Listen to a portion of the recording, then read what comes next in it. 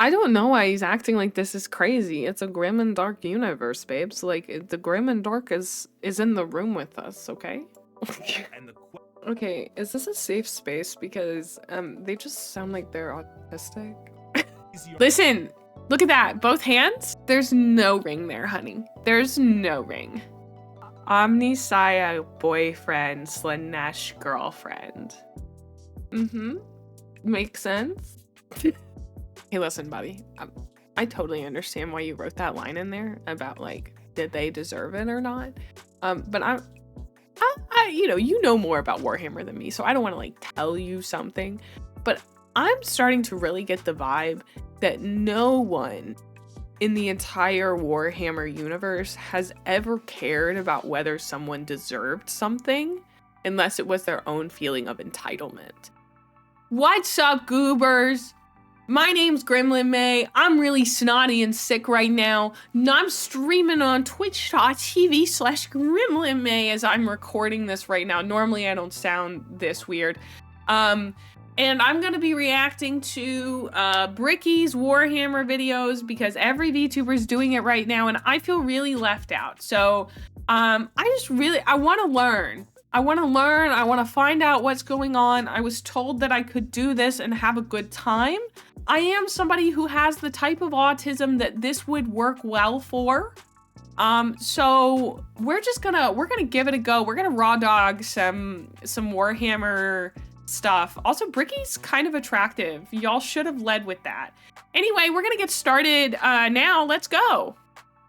I think I said that. Okay, what? Bricky intro. He's a pretty man. I tried to watch the Every Faction Explained, but it was a little slow for me. I need a smaller video to get me started. Warhammer Faction. Because this one, okay, so when we watched this one, he spent so long talking about this dude. The Emperor. He talked about the Emperor for so long. Was it him that talked about the Emperor for like an hour, it felt like? I don't know. We watched some video. Yeah, God Emperor. Okay. Well, I'll try it again. In the kind brightness of the far past, there was no war. Our galaxy— Oh, wait, I remember the Necron. Those are the guys who made the deal with the dead gods, and then they got fucked over by the dead gods. Or something. Yeah. He's the person but then we got 11 minutes in and I was like, this is 2 hours long. This is so long, dude. Okay. I remember some of it. I thought the Necron were pretty cool, pretty sick. What were we at right before that? I'm sorry, I sound like a little goblin right now. Okay. Now are being used as machines of war in the form of imperial knights. Some of these fractures of humanity would even be changed further and become unrecognizable to the average human, with differences in size, skin color, appendages, cat ears, sometimes. Some would go so far to become their own galactic societies, like the miners of the Galactic Core and their immense supercomputers, forming the Leagues of Votan. After an incredible— I need captions, I can't hear him. And books, the lost sons of the Emperor would be reunited, and the Imperium of Man would be firmly established. This, however, would not last. Be it intentional or accidental, the Emperor would not reveal to his sons the true nature of the galaxy and the terrors of the warp. And this oversight would result in one of the most impactful wars— Oh, okay, yeah, I remember this. The favorite son of the Emperor, Horus, would fall to the powers of chaos and turn on his father. This betrayal, this backstabbing, this heresy, this Horus heresy would result— Everybody stop. We're gonna clap for Bricky. We're clapping for Bricky. Clap for Bricky. He said Horus heresy. I don't know why that's important, but it sounds so good. Let's get some clappies. He said the thing. Isn't that the name of the book or something? In a split in the Imperium with devastating consequences. Half of the Emperor's loyal sons would fall to chaos and become the Chaos Space Marines, along with the force. Okay. Now, hold on. I don't know much about Warhammer, but I'm gonna guess that the guys that didn't fall to chaos are just called the Space Marines. I'm just taking a gander there. That we've got our Chaos Space Marines and our Space Marines. I don't mean to flex my big brain, but I'm thinking that's what we got. Of the Dark Mechanicum and the Chaos Knights. The conflict would result in the absolute obliteration of Horus and the physical death of the Emperor himself. The near-dead body of the Emperor. She figured out Warhammer, that's the it. golden throne to serve as a beacon of humanity and allow for the continued ability to travel the stars, protected by his most loyal, the Adeptus Custodes. The Imperium would be vulnerable during this age of rebirth, and Terra would find itself under siege by one of the most formidable species in the galaxy, the Orcs. As time went on and memories of the Emperor's vision began to fade, the Emperor would become. Okay, so I have a question. So there was the Emperor, and he had all his sons around him, right? And then one of his sons betrayed him and went to chaos. And then now one of his sons is in charge, and he's surrounded himself by a bunch of dudes, one might say, who are like his sons. I might speculate that one of them will betray him. Several. Okay, well, I might speculate that these dudes that are like him might betray him. Yeah, I think Horus is going to get betrayed back. He's going to be like, et tu, Brute, you stole my move. Become less of a head of state and more of a religious figure. And the Imperium would change to reflect this. The leadership on a planet would be at the behest of the High Lords of Terra, and their actions would be courtesy of the incomparable power and authority of the Inquisition. The zealots of the— Okay, I hate to do this. I really hate to do this, guys. It's incomparable. Bricky? Hey, Bricky? Hey, Bricky, could you come here? Listen, like, I don't mean to get on to you, and, like, it's not a big deal. It really is not a big deal. But it is pronounced incomparable. And, like, it's not like it ruined your video for me or anything, because it didn't. It hasn't. But, like, I just wanted to let you know, because I don't want somebody on the internet to, like, call you out for that. And that would be kind of embarrassing if they did. So, yeah.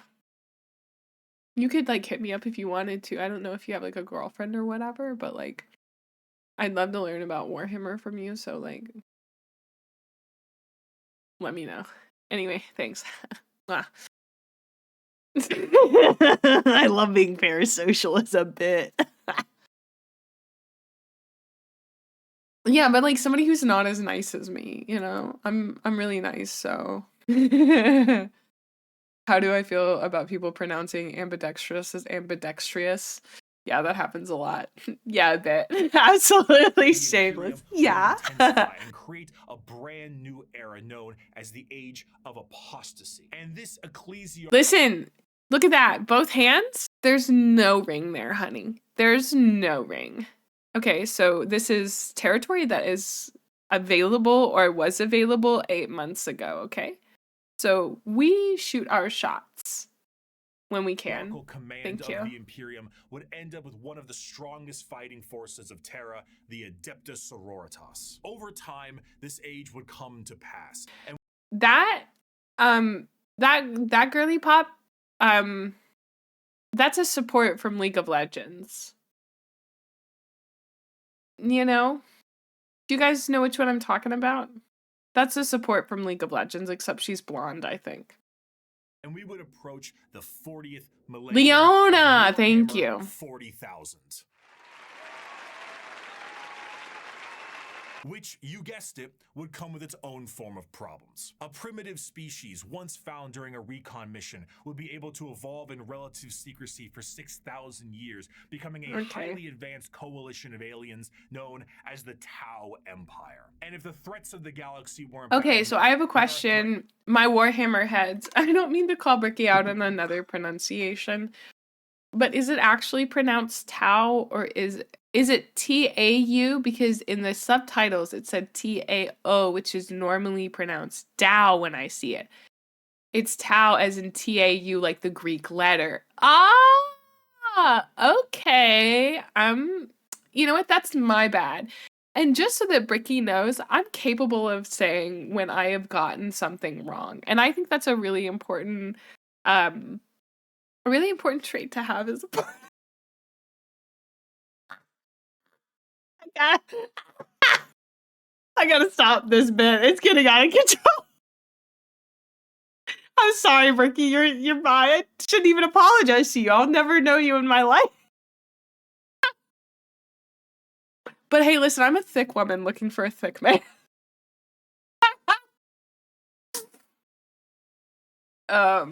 Admitting your mistakes is such parasocial girlfriend material for sure. For sure. And before Bricky watches the VOD, oh no, please don't.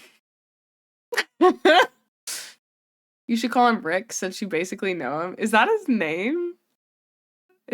What? I'm a very sick woman. This is so true. Threats from outside the galaxy, as a monster has begun to wrap its tendrils around. I'm like the Mucinex guy, but if he had tits.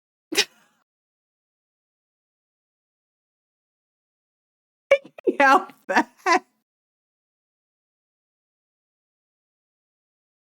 Oh.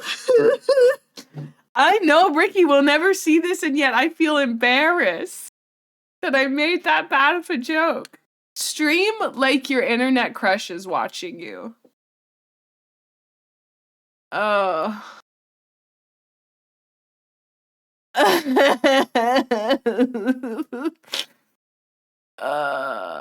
Okay, I'm sorry. The Milky Way, the Tyranids, monsters that serve a psychic hive mind and present tactics previously unseen in the Milky Way. Be it a direct assault with Smash. Okay, moving on. Monstrous bug-like presence, or through the more covert gene-stealing. Bye, Halo. The presence of yet another threat in the galaxy is proving to be overwhelming to the Imperium. In the 41st millennium, there is no peace among the stars. At any point, your life can and will be threatened by the Xenos races uncountable, or by the arch enemy of chaos within, or by the decroded terror that is the Imperium itself. Okay, but like we get it. In the cruelest and most bloody regime imaginable. Forget the power of technology and science, or the safety of promise and understanding.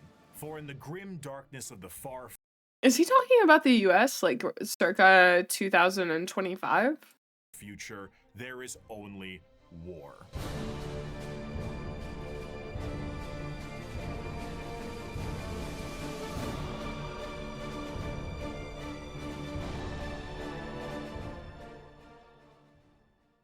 An orc fun fact? Yeah. Oh, I actually have a question. Are they orcs ORC or are they ORK? Ah! I called you out on that before you even corrected yourself. I already know everything about Warhammer. You're good. A fantastic job once again, Mr. Kurz, the Night Haunter himself. Oh, didn't you love that, my faithful audience? Once again, we have another criminal over the course of 6 hours break every single bone in his body. And with that, once again, our glorious leader has brought the crime rate to 0%. Always brought to you here on Nostroman News. I'm your host, Bricky. Thank you once again for joining us.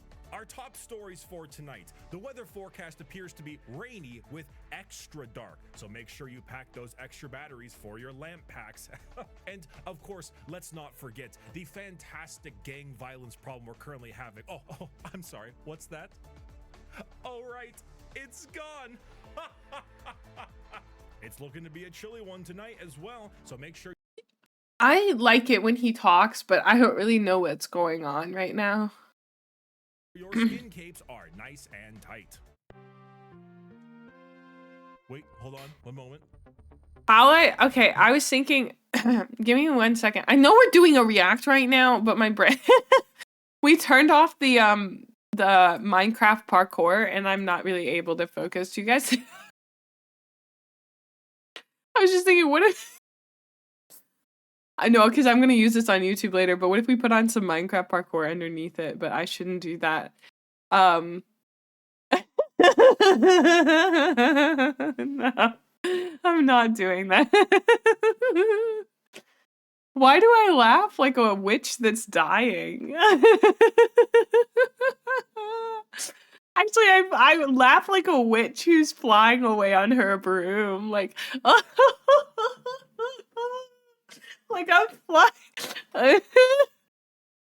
Oh, anyway, I was looking up Warhammer 40k smash or pass.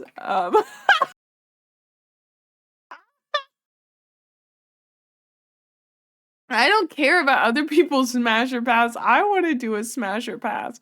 Bricky's already done one. Oh, with a hot lady? Oh, fuck. Fuck. 2 hot ladies? Oh, no. Okay, anyway, damn, everybody's already done one of these. I was hoping they'd have like a smash or how do they normally do this? Hello and welcome to the Poor Hammer Podcast episode. Do you just throw up the are they like each of the figures?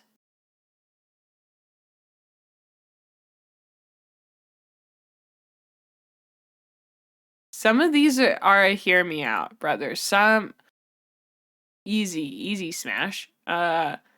Easy smash. Okay, interesting. Bricky collabs with a lot of VTubers? No. That can't be true. You can't tell me that. Because, like, I'm a VTuber. It's like...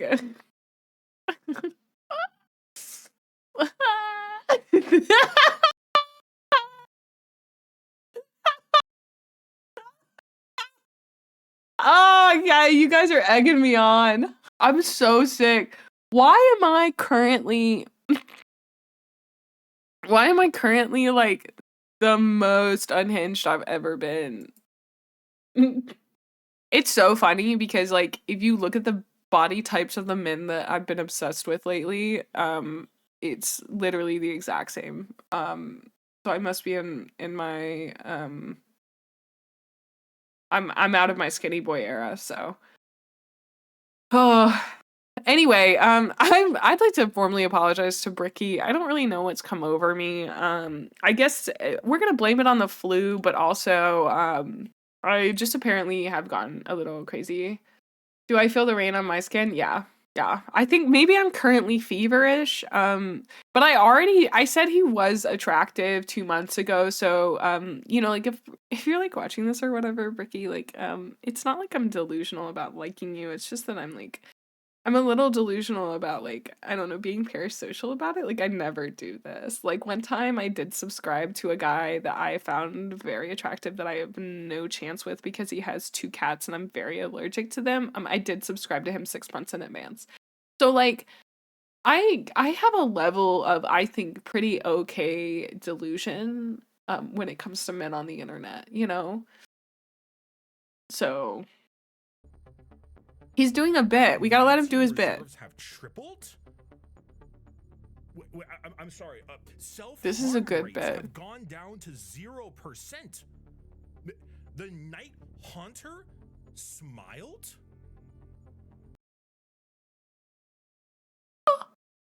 This no.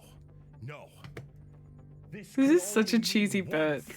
One of my favorites. It is the Strawman News' great privilege to bring some color back in your life with the brand new 3-part Gamer Subs drop exclusively. Oh my god, he got me with the Gamer Subs. Does he have a flavor? Can I taste? Can I get a taste of Bricky?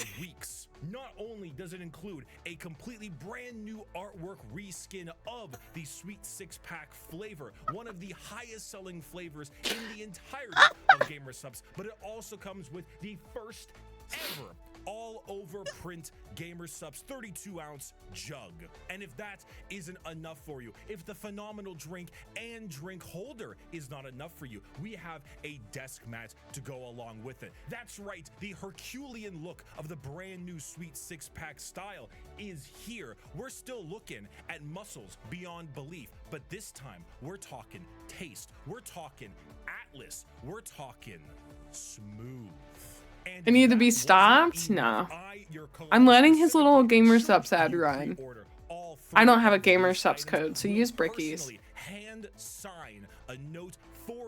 Did I change the stream title to Bricky Please Do Not Watch This? Yes, but... Oh no. Yeah, because I don't want them to see that I don't have as many subs as Bricky. Wow. He couldn't... He probably would never date somebody who's only got 3K subs, and that's why I have to grind. Bricky, please don't watch this. Yeah, it's reverse psychology. Description of this video and click the link, or go to gamersubs.com/Bricky and use code Bricky. Save 10% off with you guys know I'm not normally like this. Back into your life and increase production across the board for our glorious leader, the Night Haunter. Thank you, Gamersubs, for sponsoring the stream. Yeah, subscribe to my YouTube channel so I have a chance with hot men with a lot of subscribers. WH40k faction explained. A passion project of mine for a universe that I enjoyed so much. Its main purpose was to be a drawbridge, the separation between the layman who had only ever seen the big armored blue man. Who is this guy? Neatly next to a Wetzel's is that Bricky? And then the hardcore war. The glasses do a lot for him. Dude, he found his glasses. He found the hot guy glasses. That's crazy. I want to find my hot girl glasses. I feel like I haven't quite landed on them. I'm sorry, I'm going to learn about this. Lore nerd.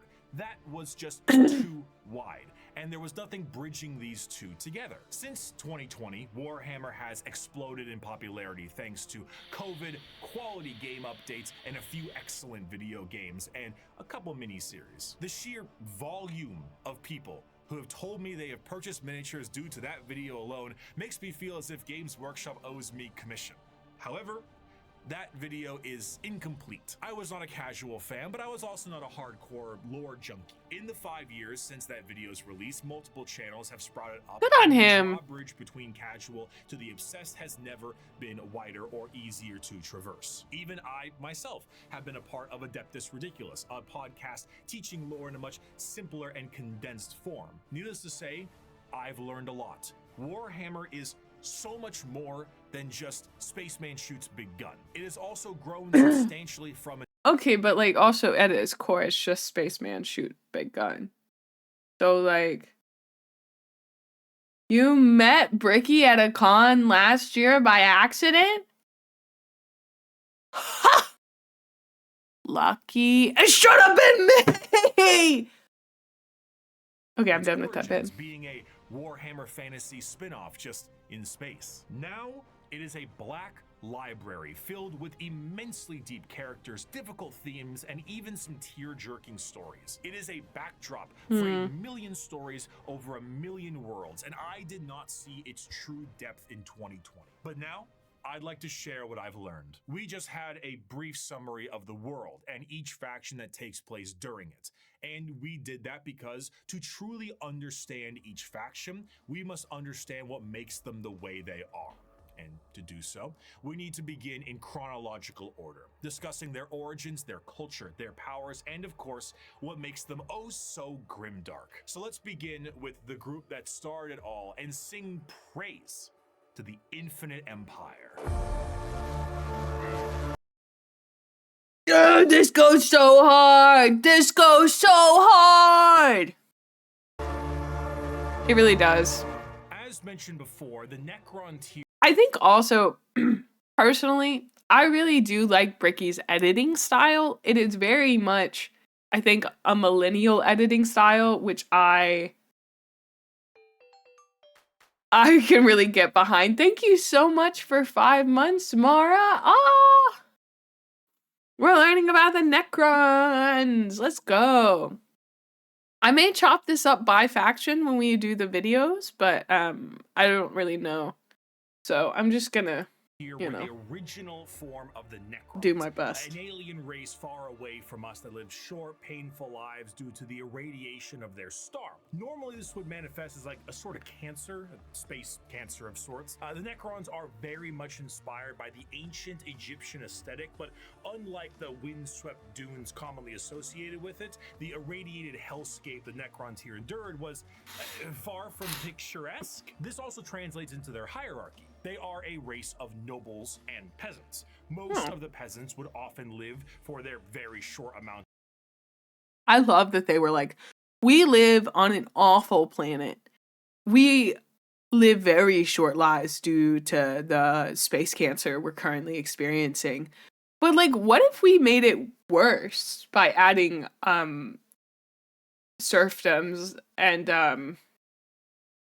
what if we just like added hierarchy? What if we just made it less good? Of time, only a couple of decades, while the nobles tended to have better care and would live a little bit longer, but still far less than the average lifespan of a human, even today in the 21st century. The leader of the Necrons was Zarek, the Silent King. He was the one who took the deal with the Catan and the Deceiver. Of course, he wasn't aware of the fact that they were known as the Deceiver at the time, but the whole species was blinded by hate after being debased by the Old Ones on their quest to cure their illness. The sheer pain that underwent the Necron race can't be understated, as their fear was manic. The Catan are, of course, gods that eat stars, and when the leader of your species tells you to march into the gigantic green furnaces to ascend to immortality, you march. The scenes from these are long lines of both the peasantry and nobles clutching their loved ones in a frantic act to save their own lives. Many of them already inflicted in the late stages of the space cancer, some of them crawling into the biotransference furnaces, trying to outrace death itself without realizing death was the one who made these to begin with. What came out the other side was a soulless husk. And I say that literally. A soul is not an abstract concept like it is in our world, an immaterial version of oneself discussed and debated in religion and philosophy. No, in Warhammer, a soul is a real, tangible item of oneself. And the Catan basically were just like two. I'm sorry. The Catan were just. That caught me so off guard. I was so in it. I was like really thinking hard about it. Oh man, that got me. If you were a peasant, that was a good one, you Bricky. came out a Necron warrior, and you as an individual have ceased to be. You have no mind, you have no soul, and your body, as you know, and you ain't got no bitches neither. Of living metal. Sorry. As necrodermis. You cannot think for yourself, for you do not have a brain to think with. All you do now is await protocols from your overlords, which are the nobles who came out of the furnaces with their minds intact. Not their souls, mind you, but their minds are very much intact. These nobles now have command protocols, and they are able to command all them whatever they wish. Zarek, the Silent King, is the most advanced of all the Necrons, a perfect metallic version of himself with incredible power and intelligence. His strength allowed him to lead the undead and the Okay, so I have a question for anyone who might know stuff about the Necron. Why don't I guess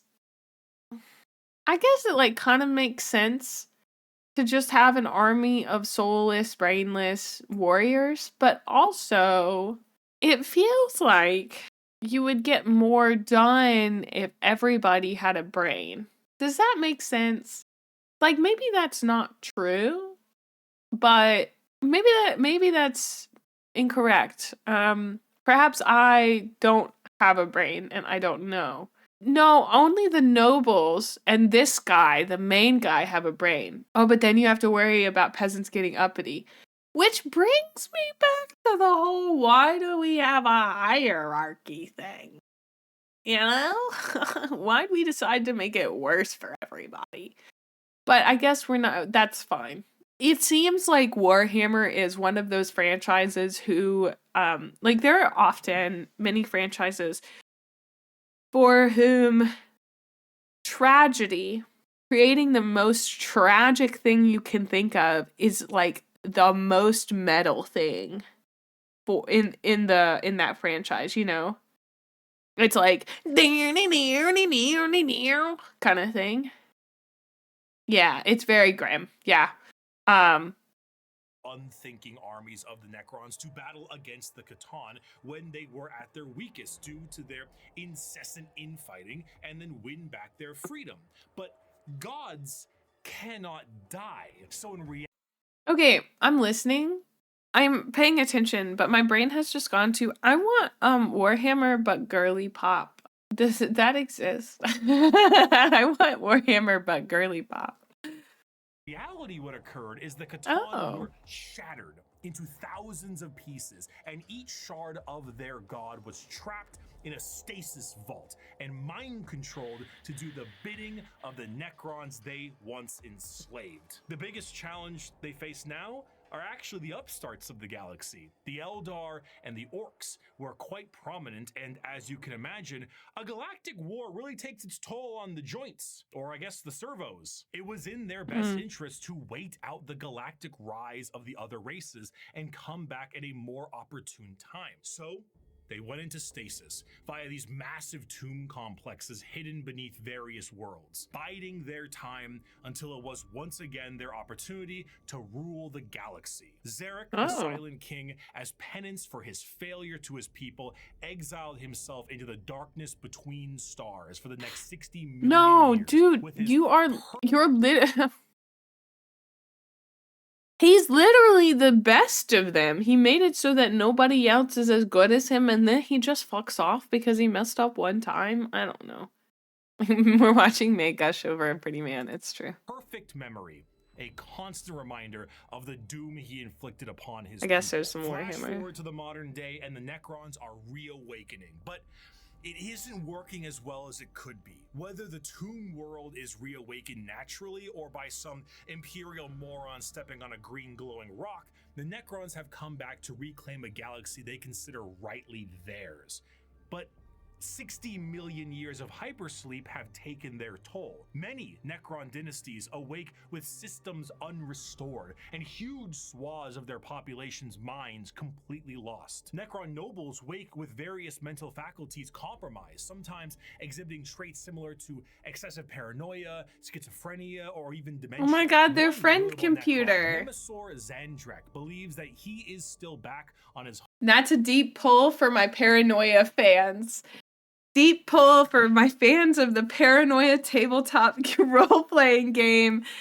They're like friend computer. There you go. There was your deep pull. planet fighting off separatists and interlopers. See, Oberyn, the separatists come, attempting to outflank me as they did at the 4th Battle of Vindach. How they calculate that daubing themselves green and roaring like savages will produce a different outcome, I cannot fathom. But it is of no account.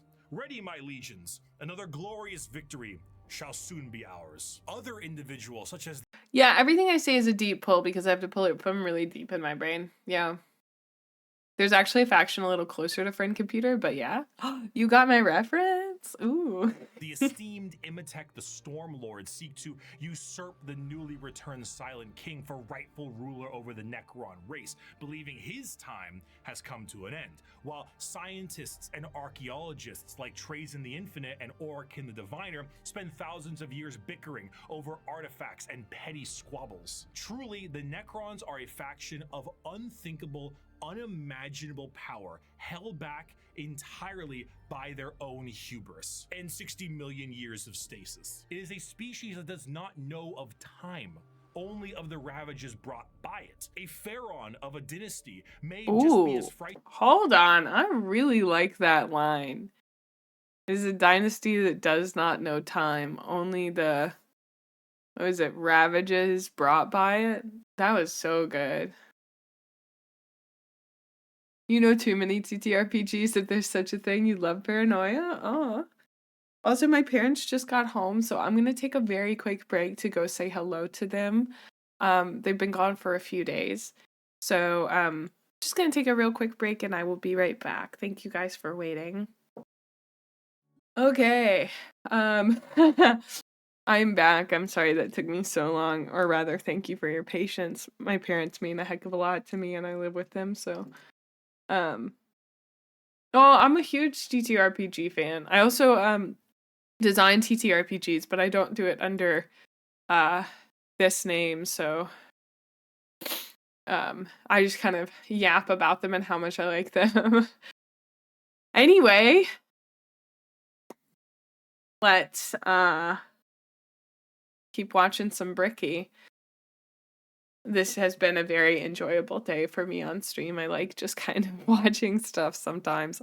Some days I want to play Factorio and Satisfactory or like, you know, stuff like that. But some days I just want to do this. To awake completely mad as they are to be assassinated while they sleep. Thousands of years pass in an instant. There is a play, like an opera play, a retelling of the war in heaven in the Necron culture that takes 40 years to witness, because why leave? You have no need to eat or vacate your bowels. You are immortal, but you are soulless. Despite the Necrons' incredible technology, their mastery over time. Okay, but I have some questions. If they're soulless, how do they make art? Or because a soul is a mechanical thing, does it not matter as much? Reality itself, despite all of this, they still are missing a soul. And therein lies the biggest struggle. Most Necrons look to conquest the galaxy, kill the interlopers like the humans, Eldar, and orcs that scrape at a fraction of their power. But the end goal for many, including Zarek himself, is to return the souls to their bodies, to undo the horrible fate he cast upon them. This is not the interest of all. Many simply wish to rule their dynasty with an iron fist and kill all they consider unworthy. But to many others, it is to undo the decision that doomed them all. Before they can do that, there is a pest that needs exterminating. That is the fundamental understanding of the Necrons. They are so hyper advanced that their science borders on magic.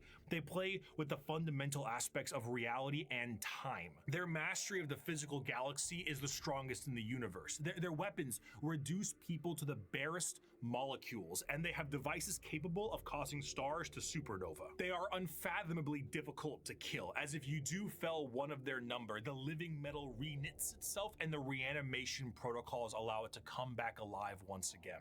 Oh, They're wow. masters of teleportation, and often killing a Necron fully will just have its consciousness translocated back to their tomb world to await reassembly. Normally they utilize large phalanxes of warriors and honorary combats, but some of them have fallen to various mind viruses. The destroyer cults are hell-bent on killing anything and everyone that lives with an overwhelming force.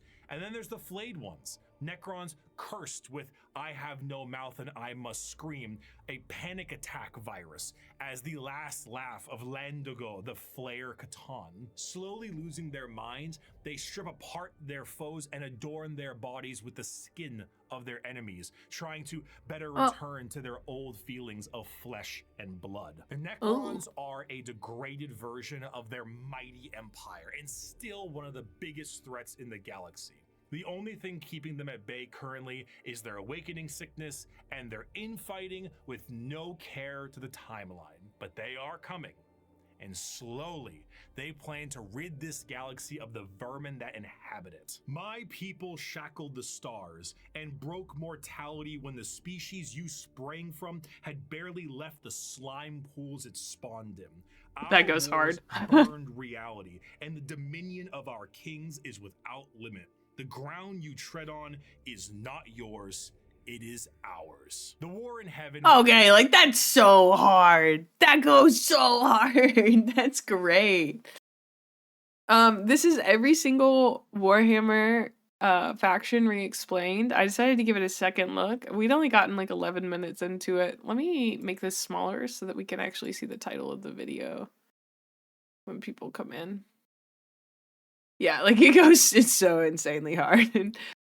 Yeah, I like that a lot. I think the Necron, the way they're setting this up is like, we made, it sounds like a kid describing, but it sounds like a kid talking about their, like if you were playing Warhammer and a kid is like making up their faction, they're like, and they can't be killed. And they have these giant guns that'll destroy everything.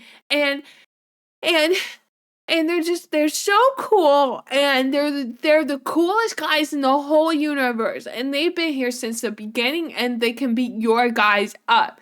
And sometimes they get a little sick, but there is not that big of a deal. But then there are some of those guys, they're like, I wish I had flesh. And so they steal flesh from people to put it on their body so they can feel that way again. And then some of those guys are just so sad it like hurts. But then there's like this big king guy, and you know, there's a bunch of like other stuff, blah blah blah blah blah. You know, that I mean that in the best way. They teleport. It's I don't know. There's something about it that is kind of endearing. The camp is part of the fun for sure. Yeah, I love high camp stuff. Anything high that is high camp that understands its own camp.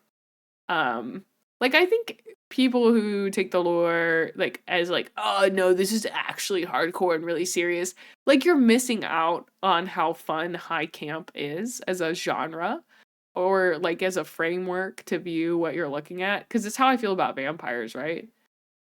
I love how silly and over the top it all is. Yeah.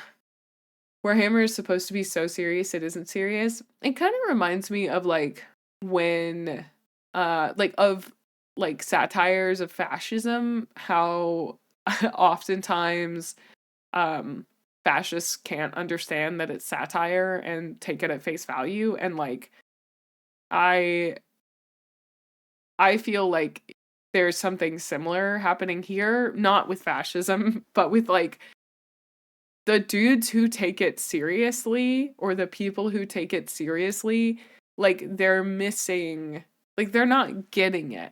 There's something fundamental about it that they're not getting that I find really interesting. Oh, it is with fascism as well. Oh God, okay. Uh-oh. I really love that there is a little bit of everything in Warhammer. There's silliness to pull from it, and also incredibly beautiful moments from the lore, like the Blood Angel short series. Yeah, I think Chronix, like, I don't, obviously very new to it, but gatekeeping any sort of like hobby from bad actors like that is extraordinarily hard, especially when the majority of what they're doing is co-opting imagery. It's like very difficult. Like the number one thing you can do is laugh at them, shame them, and make sure people understand that they as people are not worth engaging with, you know? I remember an old TT orc unit that had a warp tunnel gun that shot small squads of goblins at enemies. Apparently that was too wacky and they retired that unit. That sounds great. I kind of love that. Yeah, is it orcs with a Z? Because that's so goofy. I love that. Orcs with a Z. Oh man. There's no better cure for the flu than a little bit of Warhammer. Wow, orcs with a Z. That's so cute. The boys ain't firing out of guns. The boys ain't for firing out of guns. I feel like meat's back on the menu, boys, is a line that orcs from Warhammer would also say. Meat's back on the menu, boys. Like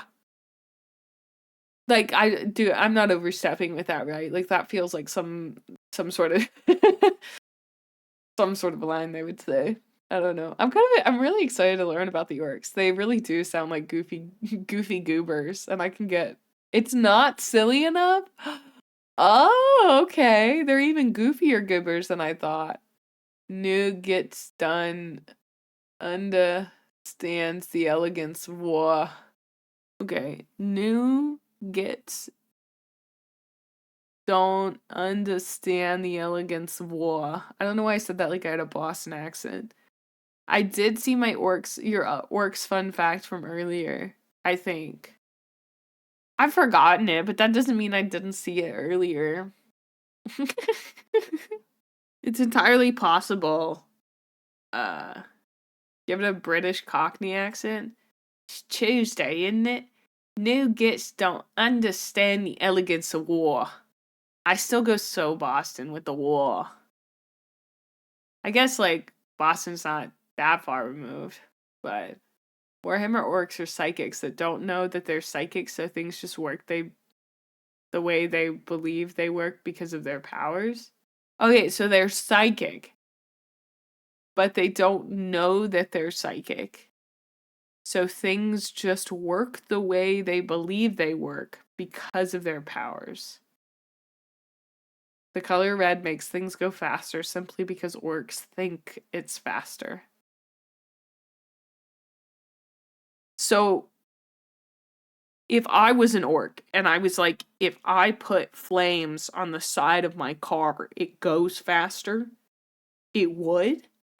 Wow. Many orcs have to believe it. So if I got all my orc homies together and we started a cult of like fast car cult, and we painted all of our cars with flames, and me and Du Bois would take our cars that had the flames on them and they would be the fastest cars. Oh, I love that.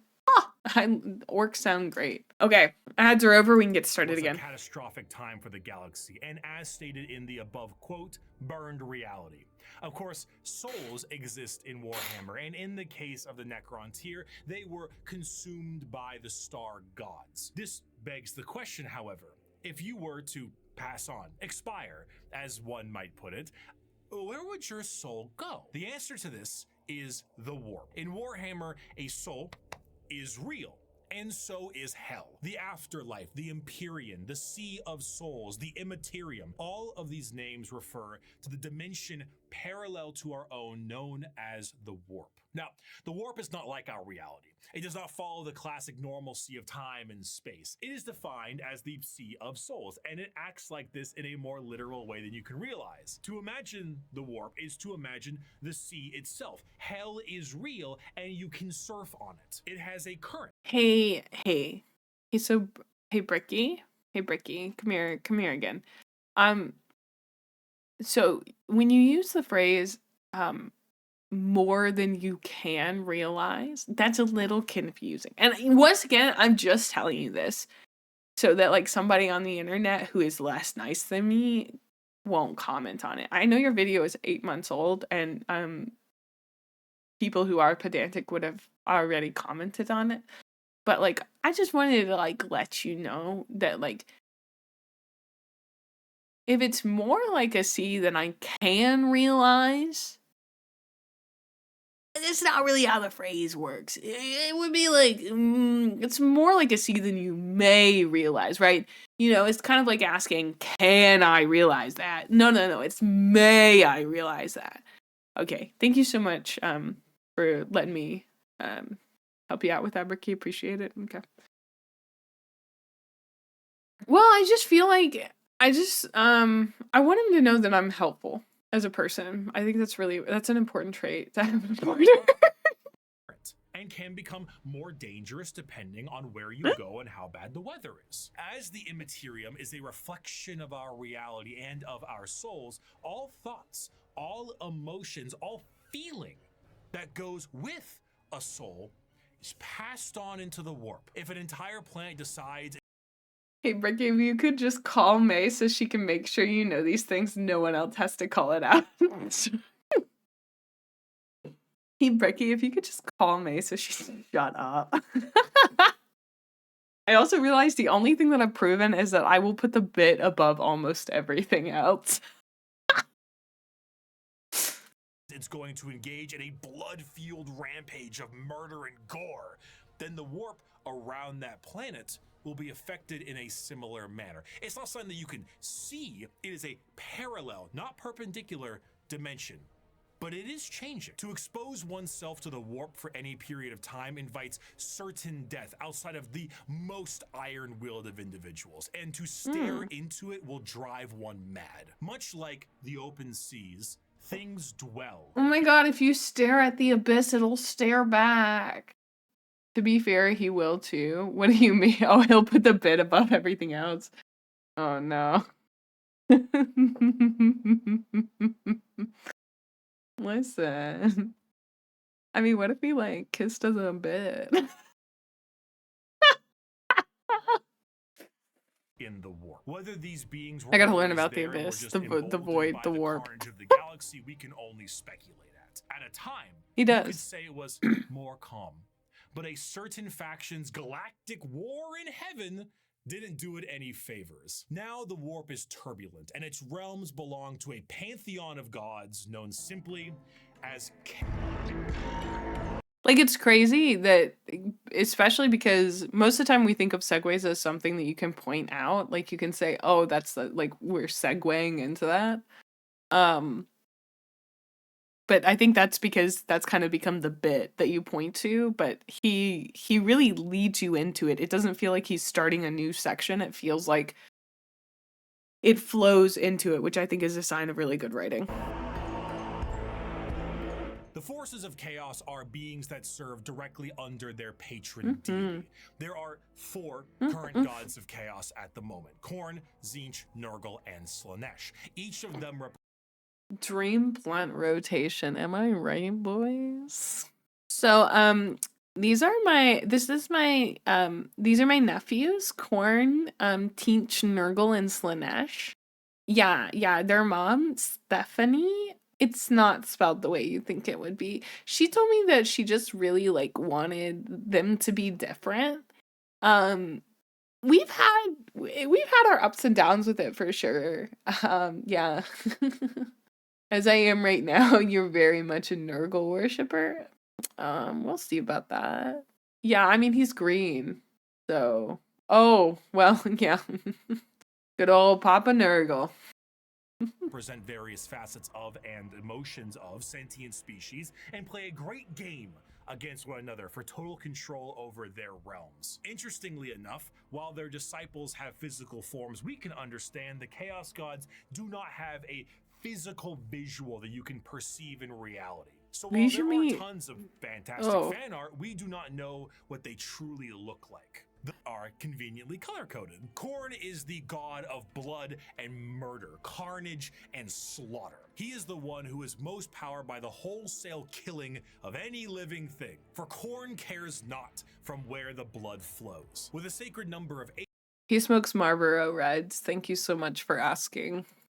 He is the lord of all things involved. I mean, that one's easy. And gore. The champions are extremely strong as well, with monumental muscles and extremely large weapons. A true analog to Khorne would be his greater demon, the Bloodthirst. And surprisingly, he shops at Erewhon. You wouldn't think that, but He does, yeah. Muscle-bound flying devil with an axe so large it splits tanks in a single swing. They move into battle with armor of brass adorned by the skulls of their foes and pools of freshly spilt blood. This may appear to be quite frightening, of course, demonic, one might say. But in the world of chaos, all emotions feed one of these gods in one way or another. If you were to define Khorne with single words, you would use blood, carnage, murder, skulls. But you'd be missing out on important ones like strength, honor, prowess, courage, and skill. Khorne is not just about the wholesale slaughter of people. He is about the honor and power of martial combat. The true strength there is in besting someone in physical strength and skill. Of course, a murderer would be someone who would feed Khorne, but a soldier could feed Khorne. A martial artist or professional fighter could feed Khorne. A warrior, good or bad, feeds Khorne. I like the not necessarily dichotomy here. The fact that these chaos gods are not representing good or evil. They are representing two sides of the same coin. Khorne eats Kit Kats, biting into the center and not separating them. No, I think he's a corner guy. Yeah. A diplomat does not. A premier soldier does. A GoFundMe does not. This is what leads many mortals down the path of Khorne, for he will bless those that bring him enough skulls. And in a world this destructive, there are many ways to reap a high tally for him. Prepare the dread claws and unchain the mad ones. Glorious battle awaits us today, for the world below has refused to surrender. Let us descend upon them with fury and rage, giving no quarter and sparing only those warriors who fight well enough to earn a place amongst us. As to the rest, their lives and possessions are ours, but their skulls are for Khorne. Normally, if I ever want to explain Khorne, I just kind of show him this clip. I'd never stab you in the back, Shepard. Warriors like you and me, straight to the face. Moving on, Tzeentch is the second god, the god of trickery and mischief. Mass Effect mentioned. Ways, the great conspirator and the architect of fate. With a sacred number of 9, Tzeentch is truly the god of change in all of its forms, but there is an obvious undercurrent of mischief and cunning. Tzeentch is such a liar that his pants... Okay, here's the thing. You're not gonna believe this. Virginia Slims. Listen, I don't make the rules. I just call them like I see them.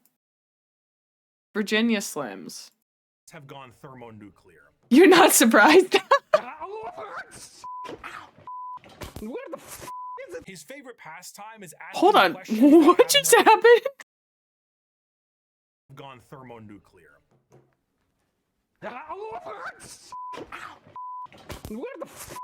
His favorite pastime.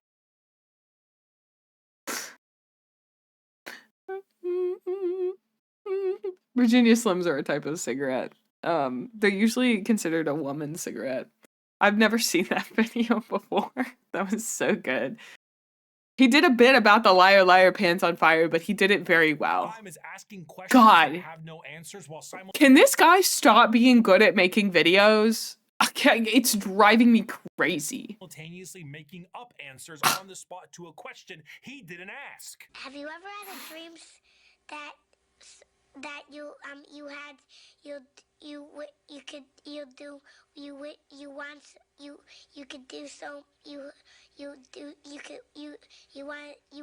him to do you so much you could do anything? He is such a conniving little bastard. You want him to do you so much you could do anything. That every emotion of lying, of scheming, of trickery is a direct way to help feed him. An unfaithful partner, a politician, a spy.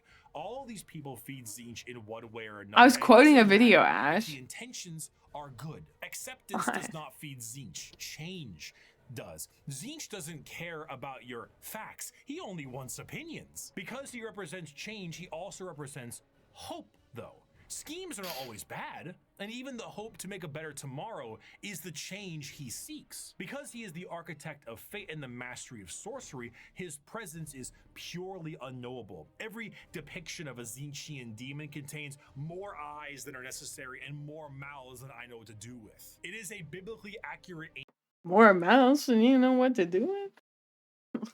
Brother, you're not creative enough. Angel if the angel gaslit you into thinking birds are government drones. But are they? The creatures at his disposal adorn themselves with sorceries and the unknown, all to provide a mind-crushing experience. Fighting demons from outside of our reality is difficult enough, but fighting demons from unreality, purposely attempting to trick you, is a whole new thing entirely. And that is before we even get started on the gigantic bird of sorcery you're going to need to face. Do not ask which creature screams in the night. Do not question who waits for you in the shadow. It is my cry that wakes you in the night, and my body that crouches in the shadow. I am Tzeentch, and you are the puppet that dances to my tune. Third of the chaos That goes so gods hard. is the one of acceptance of rot and pestilence, the grandfather himself, Papa Nurgle. Nurgle is the exact opposite of Tzeentch. Where Tzeentch believes in change and hope for a future, Nurgle believes in stagnation and the end of everything. At one point or another, we will That dude all gave me the decay. flu. We will all rot and we will all end. And with a sacred number of 7, every single thing, pestilence, boil, and everything in between, comes under the great shadow and girth of Nurgle himself. For Nurgle, the plight of He said mortals girth. is his fear and wine. And no matter how solid life might be, everything will decay in the end. In the creation of life, there must be an end to that life. And nobody has more creations to end lives than Grandfather Nurgle himself. Every boil, every blemish, every Listen, it's been a good 31 years on Earth. If Nurgle's gonna take me out with his flu, I guess that's fine, brother. pus-filled wound and disease, every rot and every plague is kept and concocted by Nurgle. This, humorously, keeps Nurgle as a jovial god. He is full of life and laughter, and by creating as many diseases as he possibly can, he shares that joy with mortals. I mean, his envoy is the great unclean one, and look at how happy he is. And there's a lot of him to love. A fear of death in general is feeding Nurgle. All disease makes him stronger, but to pray for salvation for a wounded loved one is to feed Nurgle. The timeless and inevitable fear that one day you will rot and decay is what gives him strength. The Peloton. Wait, so can the Necron, like, I guess these chaos gods, I guess anybody can fall to them, but can the Necron fall to Nurgle if they don't fear death?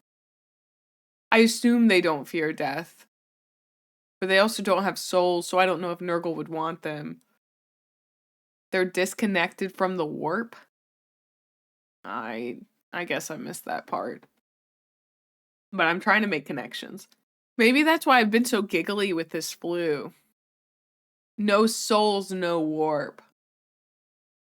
Okay. That makes sense. Won't feed Nurgle. Licking the doorknob on a public bathroom certainly does. However, should you embrace your grandfather's gifts, you may find an end to your pain. Okay. Maybe. All mortal followers of the Chaos Maybe. Gods found themselves there in one way or another, either through the direct worship or the slow corrupting of their souls. Dang, he's But got a those tongue. that take Nurgle's gifts and embrace the decay of their bodies may end up being chosen among his few as a faithful servant. In doing so, you will be free of the pain caused by Nurgle's ailments, and you may even find yourself just as jovial and happy as he is. Heck yeah. Maybe. His enemies shall wither and die. His allies shall wither and die. The universe and all within it shall wither and die. And when the great corruption has settled over the land and permeated the very foundations of reality itself, then shall the Lord of all rise from the rot and ruin, spread his arms wide to reclaim all of his dutiful children. Those were the 3 major chaos gods for a very long time, emboldened by war and death on a galactic scale. Ever present. Wait. So we got Chaos God 1, Corn, over here, right? So corn also represents power. We got this guy, Tatsiki, who also represents hope and change. But I don't know if I quite comprehended Nurgle's like second side, so to speak. I guess because he can take away their pain, but that doesn't track. Yeah, I mean but that's not a good thing, right? He's only listed traits that are bad for Nurgle. There's no flip side to that coin. Because like, right, we've got hope and change, stagnation but comfort. Oh. Okay, that makes sense. I'm on board with that. Nurgle is life and growth as well. Ah. Maybe I just didn't quite understand that. Yeah. Comfort and consistency. On the suffering of a galaxy. One race, for a while, was able to elude the pull of chaos. An advanced race of psychically attuned aliens whose master over the physical world was so strong that chaos could not glean from them the morsels of power they once had. Or so they couldn't. Not for a long while. 60 million years ago, in an attempt to combat the Necrons in Catan, the Old Ones made a new species. One with innate power in the warp and the ability to harness it with a mastery that was unseen by so many others. A mastery so powerful, the Necrons retreated to sleep. These guys are really colorful. It was no longer a galaxy to be ruled by them, but instead begin the age of the Eldar? The Eldar are a race of pointed-eared humanoids that are all psychically attuned to the warp. If we're being meta here, these are space elves, and these elves ruled the galaxy in the time the Necrons went to sleep and humanity began to rise. The Eldar's empire was galaxy-wide and lasted for longer than any other galactic power that we know of. Their understanding of all things was exceptional. With every single one of them being psychers, they had the ability to master the warp and use it to their advantage. See, okay, Bricky, my man. Again, love it when you speak. Did you already explain what a psyker was in the last 30 minutes? He did? I swear, sometimes I just kind of get lost looking at him. I think I also just kind of get lost. Maybe I should... Hey, Bricky, hey, come here. Come here, Bricky. Come here. Have you considered putting a Minecraft parkour video in the corner of your video? I know you do a lot of editing.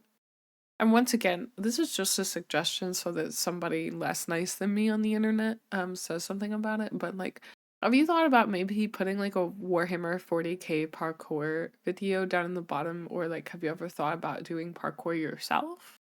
I think you'd be pretty good at it.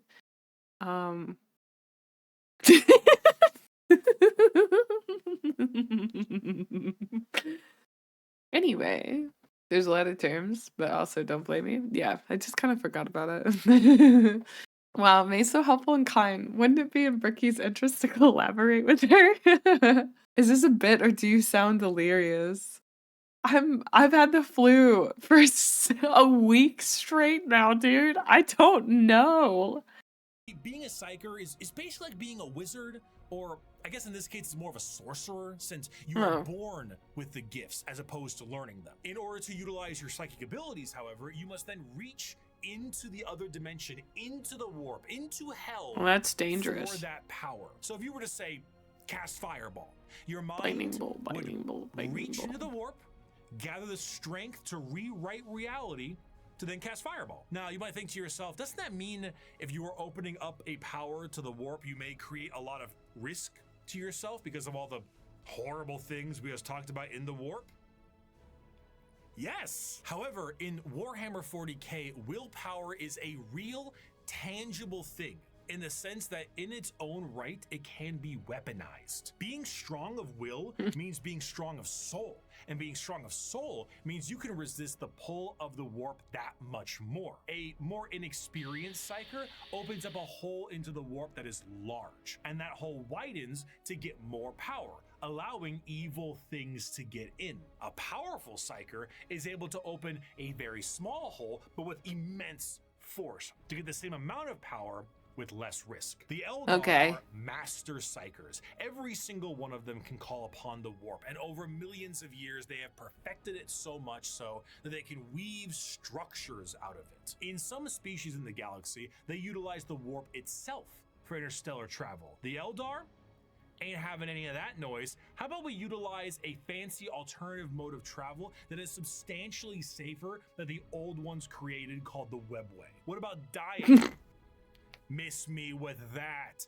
We no longer age. And if we do, we can just be reborn like that. Food, water, materials. Incredible. We make things out of distilled warp essence itself. We sing unreality into cathedrals to dine in. What? Oh, this is Could the very much giving like elf. Eldari Empire possibly fear? Et tu, Brute? The Eldari Empire's biggest fear was themselves. With a society so perfect, they wanted for naught. And this led them down dark and dangerous paths. When the base... You know what? You should go watch, Hey, Bricky. Hey, Bricky, come here. Hey, if you haven't watched it yet, I think you really like, Zardoz. It's an older film, but it stars Sean Connery, and he's just wearing an orange Speedo and a bandolier the whole time. You do get to see full frontal boobs. So, like, I really recommend it, but I think you'd like it. It talks about a society similar to this one, where they want for nothing and they're immortal, and it's about kind of the pitfalls of that. It's a weird movie, but like if you want to watch it sometime, you could like hit me up and I would totally be down to watch it. It's been a long time since I've seen it, and like I wouldn't mind watching it with somebody else. So just like, but I think you might enjoy it given that like it's kind of like this thing. I'm so sorry I'm subjecting you all to these I don't even know if they're funny anymore. I'm having the best time doing them, which is really all that matters, so I'm sorry. Oh, Rizbits.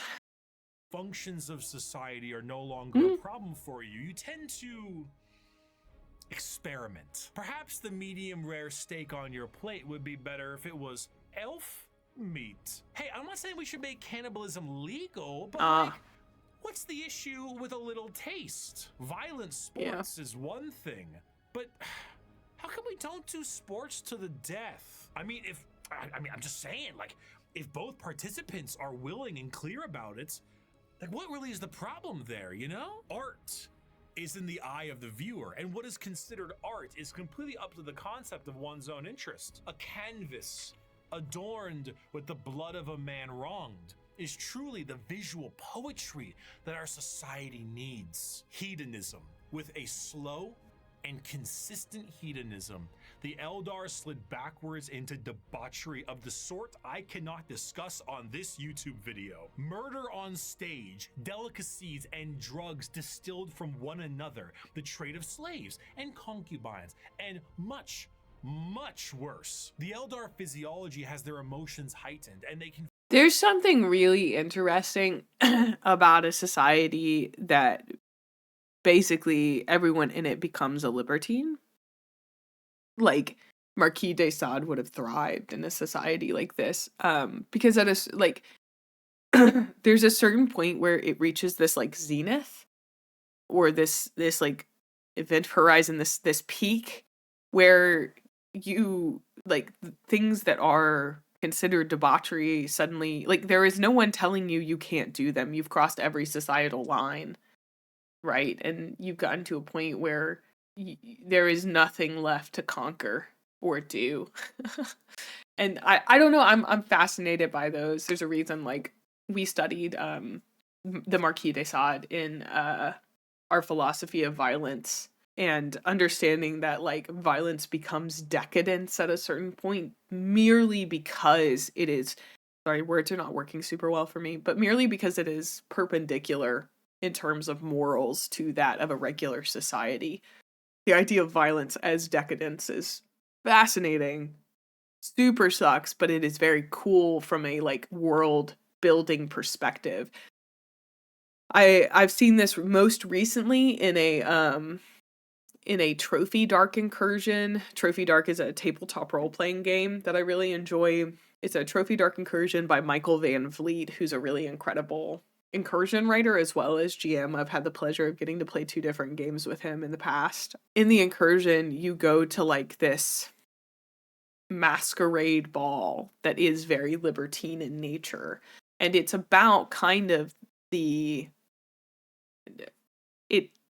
it's always hinting at and moving around the sinister feeling that you have when you're in those spaces of high debauchery, of, like, high intensity and opulence and decadence, how there's this undertone of decay and how incredibly cool that is. I mean, like, you don't see it in this here, but I feel like my hope is that the art for this shows that underlying decay that is there. But, like, that's the kind of stuff that I could live in terms of writing, right? There's this, it's so, I don't know, there's something about that. It's like it's that this freedom becomes a prison and a poison in and of itself.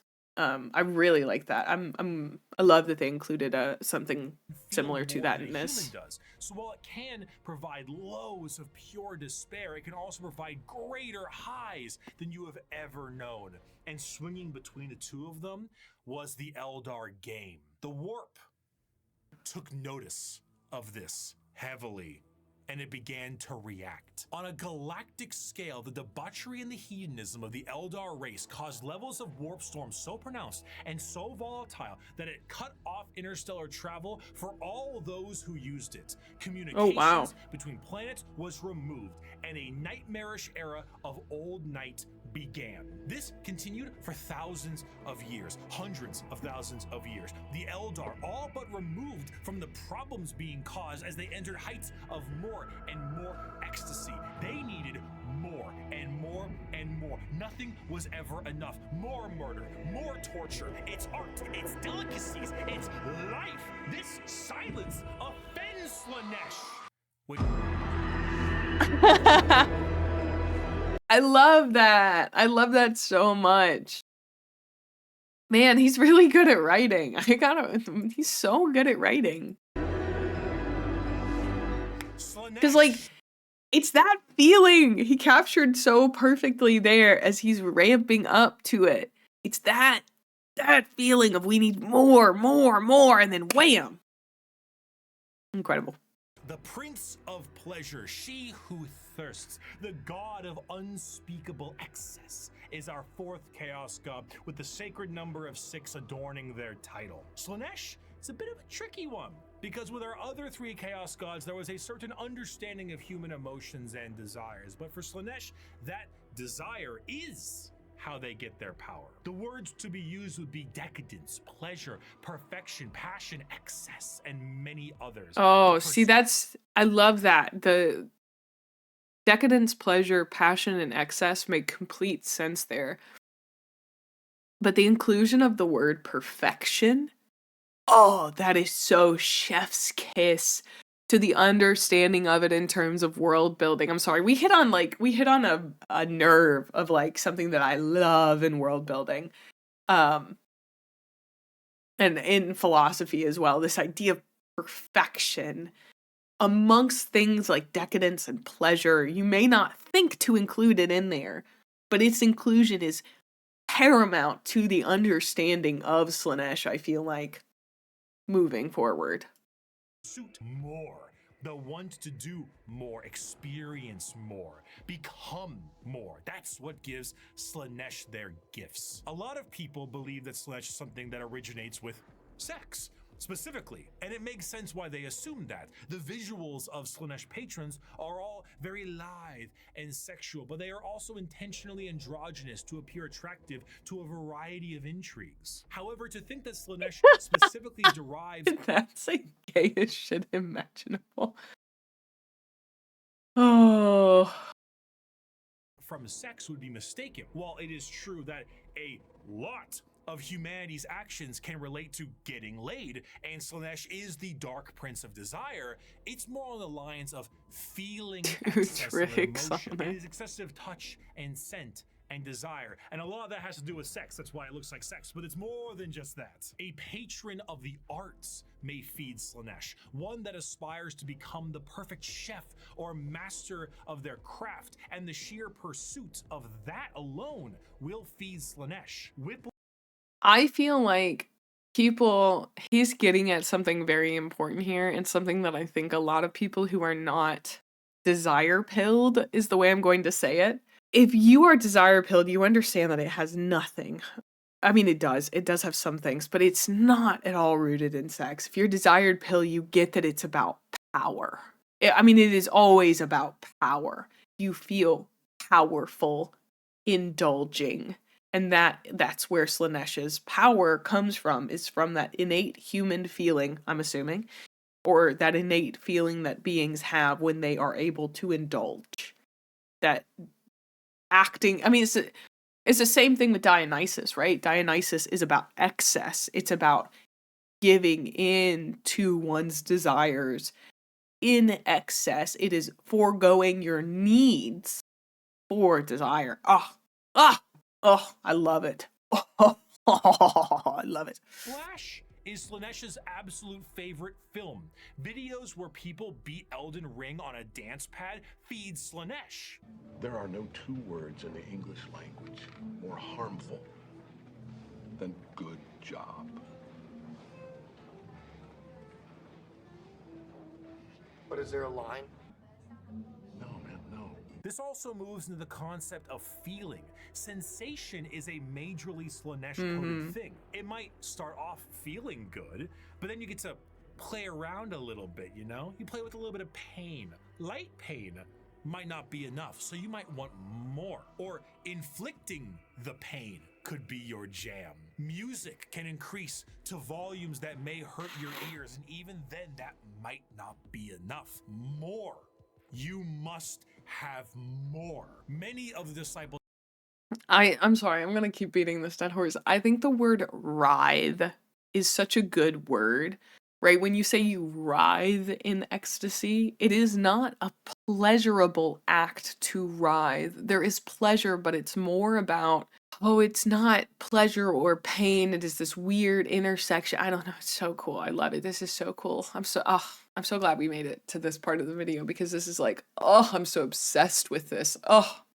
I feel so many things about these sorts of concepts. They're so cool. Of Slaanesh carry a demonic form in their lithe grace. The Keeper of Secrets is his chosen envoy, and their movements are a blur of dance and pain, with an aura all the more fatal. They dance and sing, but there's always a form of malice behind every action they take. An alluring gaze that will pull you in right before the demonic entity can crush you in that grip. Slaanesh's palace has 6 layers surrounding it, and one of them is the excess of gluttony, where the participant finds themselves in a beautiful banquet full of the most delicious foods imaginable. Tables of delicacies and rivers of wine tempt the user to such a degree that they cannot stop stuffing their face, unaware that the things they are eating... When I think of writhing, you do it because you have to. It's not a choice you make, it's a thing you have to do. Yes. So much yes. Eating are very vaguely familiar meat. If one does not see themselves drowning in the river of wine, they may soon fill their bodies up so much that they cease to function and fall over, becoming part of the banquet themselves. That is one of these 6 layers of Slaanesh's palace. This was the ecstasy that the Eldar civilization indulged in for millennia, and did so at a monumental scale that they create a god from it. Find pleasure in every moment, indulge in every whim, let lesser races feel the burden of their crude lives. We are beyond such concerns or worries. Every power is ours to use, every sensation ours to experience. We are truly masters of the galaxy, and all others exist only to satisfy our curiosities. We have earned our position of power. See, it's all about power. The fruits of such achievement. Time itself is ours to command. We are eternal. I'm sorry. What?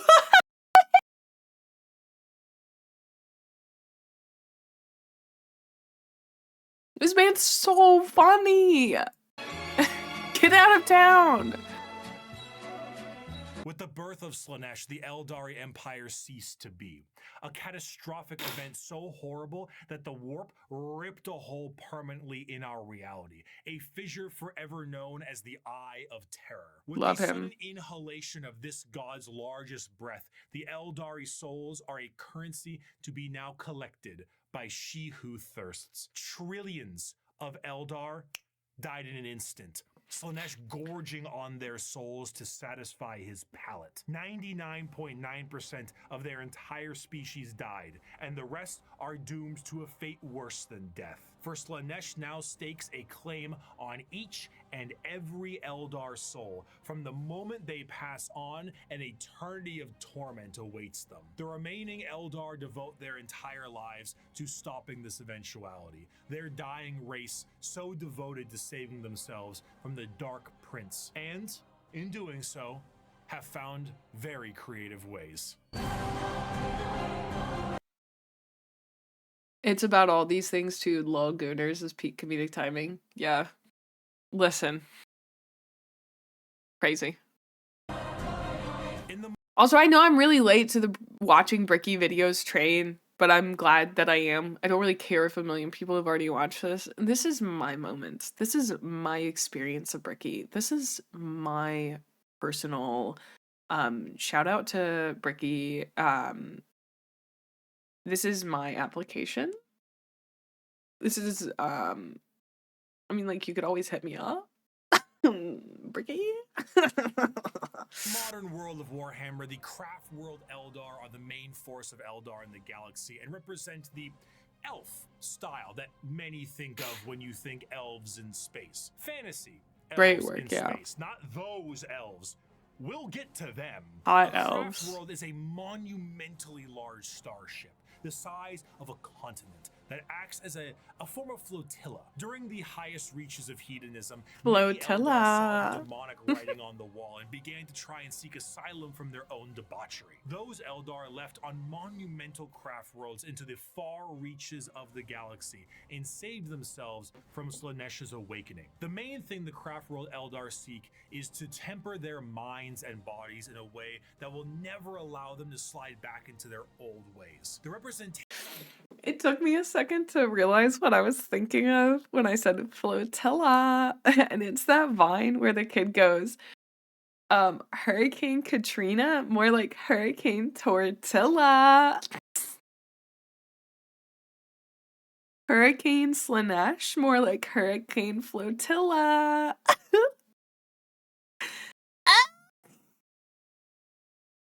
They carry is that of a more Stop. feudal Japanese motif. Eldar follow paths as they age, the path of the warrior, the seer, the poet, the diplomat, the bone singer, and so on. These paths are a strict code of conduct. mention that? Dude, I was about to make a joke about the bone singer. That's what they used to call me in high school. That's what they used to call me in college.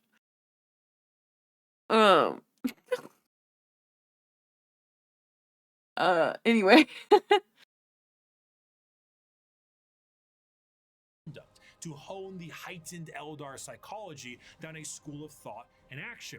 And if it sounds a hell of a lot like Bushido, well, you're damn right. Here's a medal and a soul stone. Don't lose it or an eternity of torment awaits you. Going through these paths will allow you to take up not just a role in Eldar society, but keep your mind clear from the past worries that plagued them. Every Eldar is said to be a psyker, however, very few of them actually utilize their psychic powers for fear of tempting she who thirsts. A large amount of emphasis is also put on ancestors of the Eldar and I find it really interesting in the art. Like sometimes it feels like the colors are like so saturated, you know? learning from them the farther you go down a path. This can sometimes be seen by the large variety of jewels adoring the armor of Eldar. Those are called soul stones, the biggest middle finger to Slaanesh they can think of. See, when an Eldar dies, these stones act as a backup, and instead of their souls going to Slaanesh, they are then trapped and stored in this little stone. So when the Eldar say they commune with their ancestors, they mean... Sorry, that was a really autistic moment. Me just seeing something that reminded me of Aragon and going, Aragon! Ah, okay. So, very literally, as the spirit and soul of generations before them are stored here. Often, larger structures may contain vast amounts of soul stones, such as the Infinity Circuit in the craft world itself, allowing the souls of the dead to help power their enormous starship. The young do not desire the discipline of the path, but rather their curiosity drives them to try every fruit from the tree. Thus, it is that so many take the path of wandering or the path of damnation in their first years of adulthood. And so, the great tragedy of our kind is played out again and again as the number of our people shrink from generation to generation. These paths, when completed, allow an Eldar to move to the next one, then the next one. However, since this is the grim darkness of the world, many of these paths rely on combat. The Eldar actually had gods at one point. Cain, Vol, Isha, Azaryan, and so on. These gods are aspects of the Eldar pantheon, and while many were killed in Slaanesh's creation, their teachings live on. For some, the strongest devotion to the Eldar gods is to join the Aspect Warriors and embody the wrath of Cain, their god of war. While guardians of the Eldar craft worlds are more akin to a trained militia, the Aspect Warriors embody a particular variant of the path. Each are led by a Phoenix Lord, a name passed down from generations and embodying the souls of prior Phoenix Lords with each new one. The Howling the Dread Pirate Roberts. Fugan and his fire dragons, Baharoth and his swooping hawks, or Malgan. Wait, did I understand that correcting? Is that like the Dread Pirate Roberts? Is that what he's saying it is? You know, my brain's not working at its best. Yeah, kinda. Okay. Aspect Shrine carries with it the Eldar way of war. Fast, hard-hitting, and incredibly tricksy, for they do not have the numbers to fight in any other way. The Craftworld Eldar show how mangled an empire can be by their own actions. They once ruled the galaxy in an honest, non-hyperbolic way, but in the end, they were bested by themselves, and their most prominent remnants are forced to drift aimlessly through the galaxy, trying to save their species from extinction and resist the temptations of she who thirsts. But for some, the party. Hey, did you know that? Did you know that She Who Thirsts is actually my VTuber nickname? Hey Bricky, did you know that She Who Thirsts is actually, sometimes they call me that, you know? Just, you know, sometimes they call me that.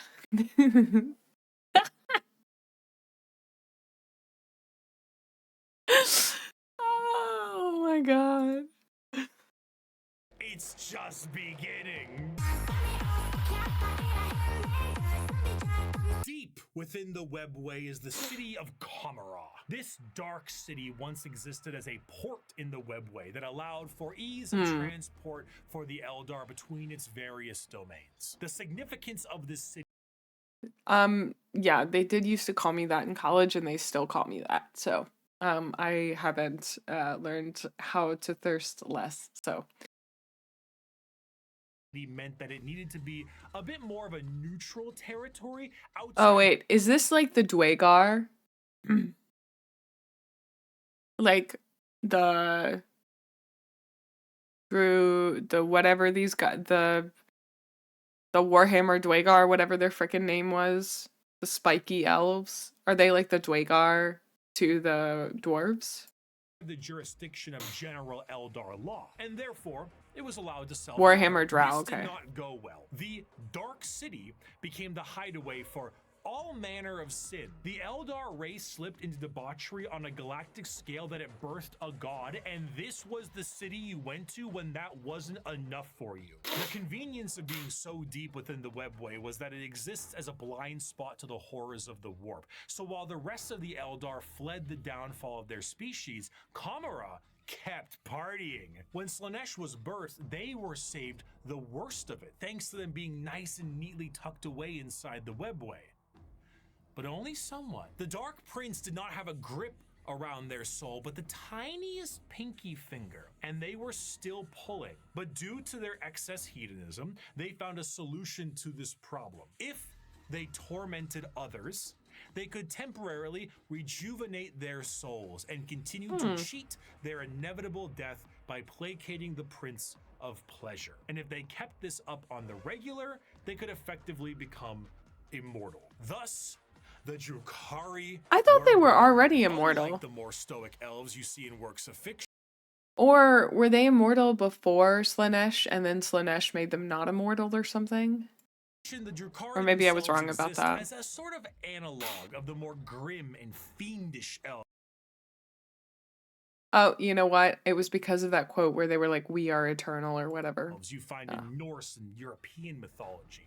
The Drukhari are soul vampires, but the more basic means to feed are hardly enough to keep them going. This desire to feed is known as the thirst, and to quench it effectively, they have Me and him make the same expression when we. I have the thirst. mastered the art of biotechnology and dark sciences to really juice themselves up on the crispy soul sprite from the vending machine called the Galaxy. The majority of Drukhari act as pirates and raiders and slavers. They go into our physical reality and drag people back to Kamara to commit atrocities that go beyond any imaginative torture a human can think of. The Drukhari are organized in various groups throughout the Dark City to accomplish this in a more organized and extremely brutal way. The Cabals act as the main warriors of the city, led by their Archons. Witches and Succubi act. This looks like Darksiders. Do you guys know what I'm talking about? I've had Darksiders 3 in my Steam library for a long time. And so like I don't know, it made me think of this for some reason. Like red hair and everything. That's crazy actually. Entertainment for Kamara in gladiatorial arenas, and the flesh-crafting homunculus keep the Drukhari alive and discover ever-increasingly more painful ways to torment their ever-increasingly large supply of slaves they are brought. The Dark Eldar see the other inhabitants of the galaxy as little more than cattle, livestock that can be brought to bay or slaughtered at any time. Their fodder, however, is not meat and muscle, but the anguish and despair of the weak. The Dark Eldar do indeed drink blood, but also tears, and most sustaining of all, the raw essence of pain they wring out of their captives. The truth. I was gonna say, this reminds me of Mad Max Fury Road. I know I'm making a lot of comparisons, but that's how my brain thinks of stuff. And kind of like comprehends it. Oh. Reminds me a lot of Mad Max Fury Road. Using them as like blood bags. is that Drukhari sustain themselves on the suffering of others, not just morally, but physically. Kamara is a city rife with backstabbing schemes and murder. It is the worst back alleys of the worst ghettos at the best of times. Nothing is more horrifying to a Drukhari than death, for death will see them in the talons of Slaanesh for an eternity of torment. So they do everything they can. Okay, so hold on. This. The homunculus. He's done a really good job of describing Slaanesh and the Eldar, but I don't quite understand why Slaanesh is tormenting them for an eternity. Slaanesh doesn't seem to care about torment. Like, I don't really get why Slaanesh is gonna do this to them. That doesn't make much sense to me. Because tormenting someone else is part of experiencing the excess of emotion.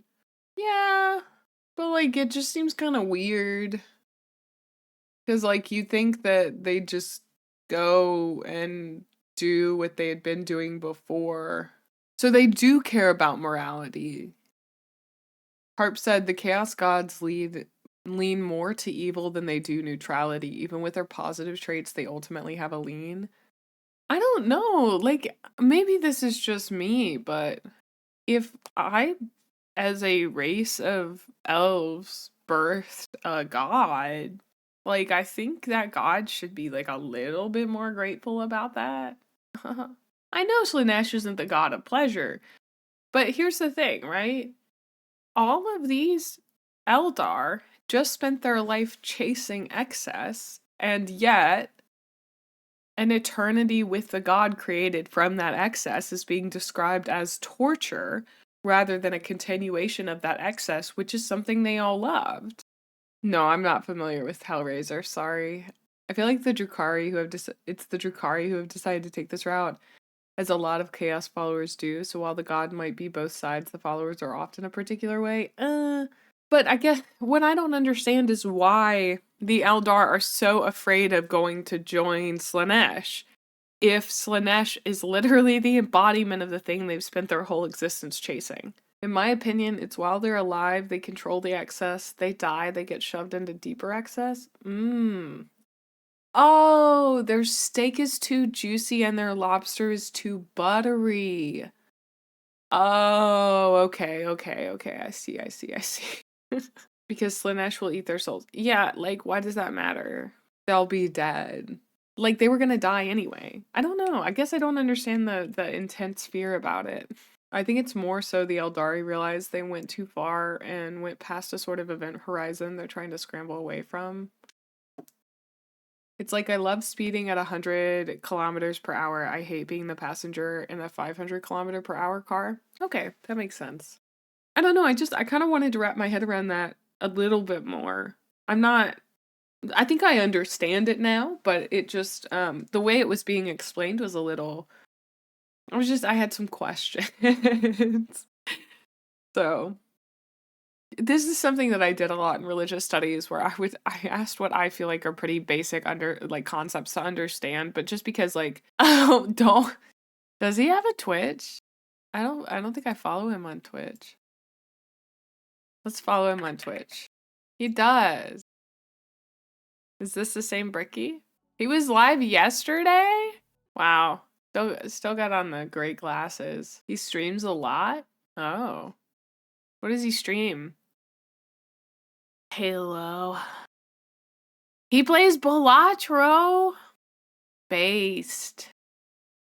I'm sorry, this is mostly a me learning about Bricky's stream. BRB shittin'? Nice. Look at him. Look at that guy. Look at that guy. So the core of this is also that the warp is a reflection of all emotions going on in the universe, and due to all the crap going on, it's gotten really bad. He's a pretty well-to-do stream guy. I mean, he's got 1 million followers on YouTube. That makes sense. All right. I'm ready to return. Like covens regrow dead members from pieces of flesh as bargaining chips. The succubi create grisly gladiatorial spectacles that literally rejuvenate the audience members as captives are murdered for sport. To be captured by the Drukhari is one of, if not the worst fate imaginable in the world of Warhammer 40k. In a universe built On war crimes, they are the most debased war crimers of all time. To be tortured and The war sacrificed in the crimiest gladiatorial crimers. arenas is a blessing, for you have escaped the fate of being in the flesh smith's control group, or being turned into a living and breathing piece of furniture for an Archon's quarters. In a cruel Wow, he's a twist of fate, businessman? a newly born Wow. Drukhari does not arrive into this world loving torture. It is something they must grow to love. Grow to appreciate the suffering of other beings in order to survive in the world they have been brought into. If they succeed, they become some of the worst monsters in the known galaxy. A dark reflection to the craft worlders and a taste of what Eldar society was like before the fall. If they do not succeed, they must find purchase elsewhere. Often those will join smaller parts of Eldar society like the Exodites or the Harlequins. Exodites believe in a pre-industrial variant of their society, often retreating to more lush worlds to Is that a ride dinosaur? dinosaurs and live off the land. Prehistoric style that I would Sick, normally laugh dude. at if they weren't riding dinosaurs like ballers. The Harlequin So dancing sick. troupe are a subsect of Eldar that are more than just a little strange. A carnival of dancing jesters that serve the Eldar laughing god of Kegarak. They arrive never when expected and leave just as quickly. Blurs of light carry their footsteps as they dance their foes into a grave. Combat is just as much of a joke as it is a play on bloody murder. They travel and aid many other Eldar and sometimes even humanity for reasons we can never understand. Okay, I don't like D&D, but like I would play a Harlequin in D&D, dude. They're probably like too powerful to be a regular like class, but I would so play a Harlequin. That sounds super sick. I bet there's like a Warhammer setting for D&D. So, I love that. That sounds like I want to be that guy. Because it just sounds like a really cool bard, right? I just always want to be a bard. Perhaps one day we would have, were they not stripped of their army book and folded into the Eldari Codex. So I suppose I'm sorry. They got rid of their little special book. I don't know anything about the books, but they got rid of their special little book. Oh my god. There are dedicated TTRPG settings for Warhammer. I want to make a Warhammer LARP. Can we make a Warhammer LARP? A committee LARP. A Warhammer committee LARP. Oh, imagine how many committee LARPs you can make out of this. Oh, oh, oh, oh, oh, oh. You're a bunch of Necron nobles, right? And you've got to decide like whether this is like before you get eaten by the gods, but you have to argue about whether or not you want to go get eaten by the gods, you know? If I understood any of that correctly. Or like your because the way you make a committee LARP is you take a bunch of fucked up people and you put them in a space and you give them a set amount of time to make a decision. That's a committee LARP. It's really simple. It's very fun to play. And it usually takes an hour or two. And like with a setting like this, oh, dude, I gotta make some Warhammer LARPs. That would be so sick. LARPs are also so fast to make. I made like 3 or 4 LARPs for a thing one time. Warhammer got another one. I invented the reason that I like Warhammer, which is that I think I could write LARPs about it. Because it feels like Warhammer does mostly appeal to people who enjoy crunchy stuff. But the folks who enjoy the lore like this, the world building, right? Yes, I think you are, Ty. Like the world building stuff in Warhammer, the creamy part of it essentially is it feels like it's ripe for a lot of political maneuvering. So Jason Morningstar writes these incredible what he's called space LARPs. And they're about these about kind of they are a group of people who have to make a decision. The one that's sticking with me right now, you have like a religious leader, 2 political leaders, an AI, and then I think a 5th person, or maybe it's just 4. And basically, you have an hour before you get to the wedding. And so one of the people on the ship is the prince, and you have to figure out whether or not you're going to let the prince marry somebody for political reasons. And so like it is all very political positioning, and you do this in an hour. We just need an orc TTRPG where you play an orc and someone else also plays an orc and you scream. There's actually a TTRPG similar to that. I think it's called like the Duck LARP or the Goose LARP. Either way, it's been banned at most conventions.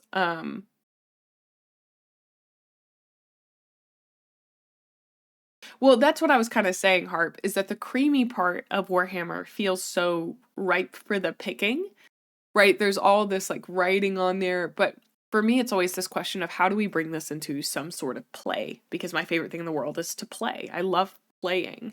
And like, for me, an easy way to do that is with a LARP. So if you've got a bunch of people who know and understand and enjoy Warhammer lore, and you write a LARP, you could do like a very simple, very easy, like I was saying, committee LARP, like the Jason Morningstar one that I talked about, where you've got different factions who are making a decision for some kind of galactic council, yada yada yada. Like it's super cool. Oh, see you later, Flan. I wish Warhammer had some LARPs and some lighter games and some political focus games. Something like Urban Shadows and Warhammer would be great. I don't know Urban Shadows. Someone shame local. He's already made that pun. Let me look up Urban Shadows.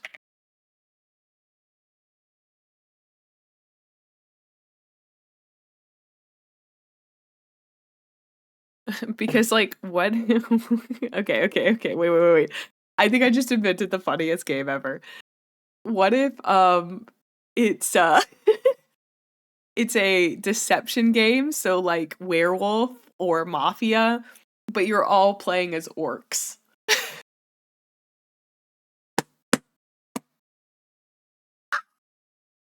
I don't even know anything about orcs, and I can already see how funny that would be. That sounds so good. You have.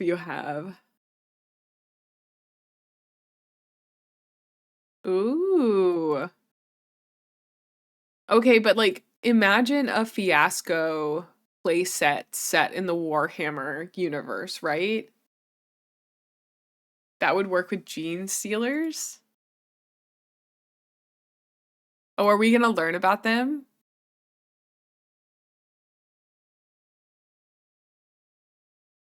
Okay, so here's you suckers thought you were getting me into Warhammer, but no.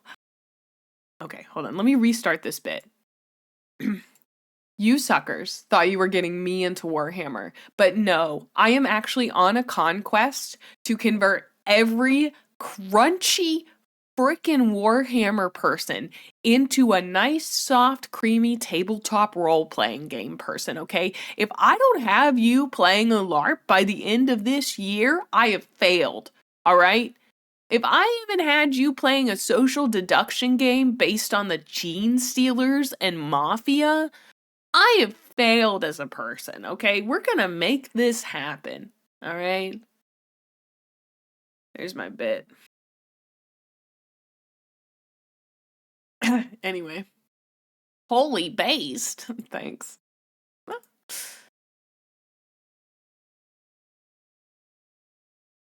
Trying to type as an accent is hard, yeah. Oh, that's so cool, Harp. Well, I mean, if you come into it, not with that attitude, Necro. Ash, I was like, maybe Blood on the Clock Tower would work. Suppose it'll have to stay a mystery. Or maybe it was one of Kakarot's master plans to get back at She Who Thirsts and save their species. Who could know? Perhaps it was all a sick and practical joke to Kakarot, and he would just find it very funny to watch me fumble the discussion of one human on a tiny blue planet across the galaxy. Oh, speaking of. Okay, so should I watch that video now? So I just found out that apparently a lemon isn't naturally occurring and is a hybrid by crossbreeding a bitter orange and a citron, which means life never gave us lemons. We invented them all by ourselves!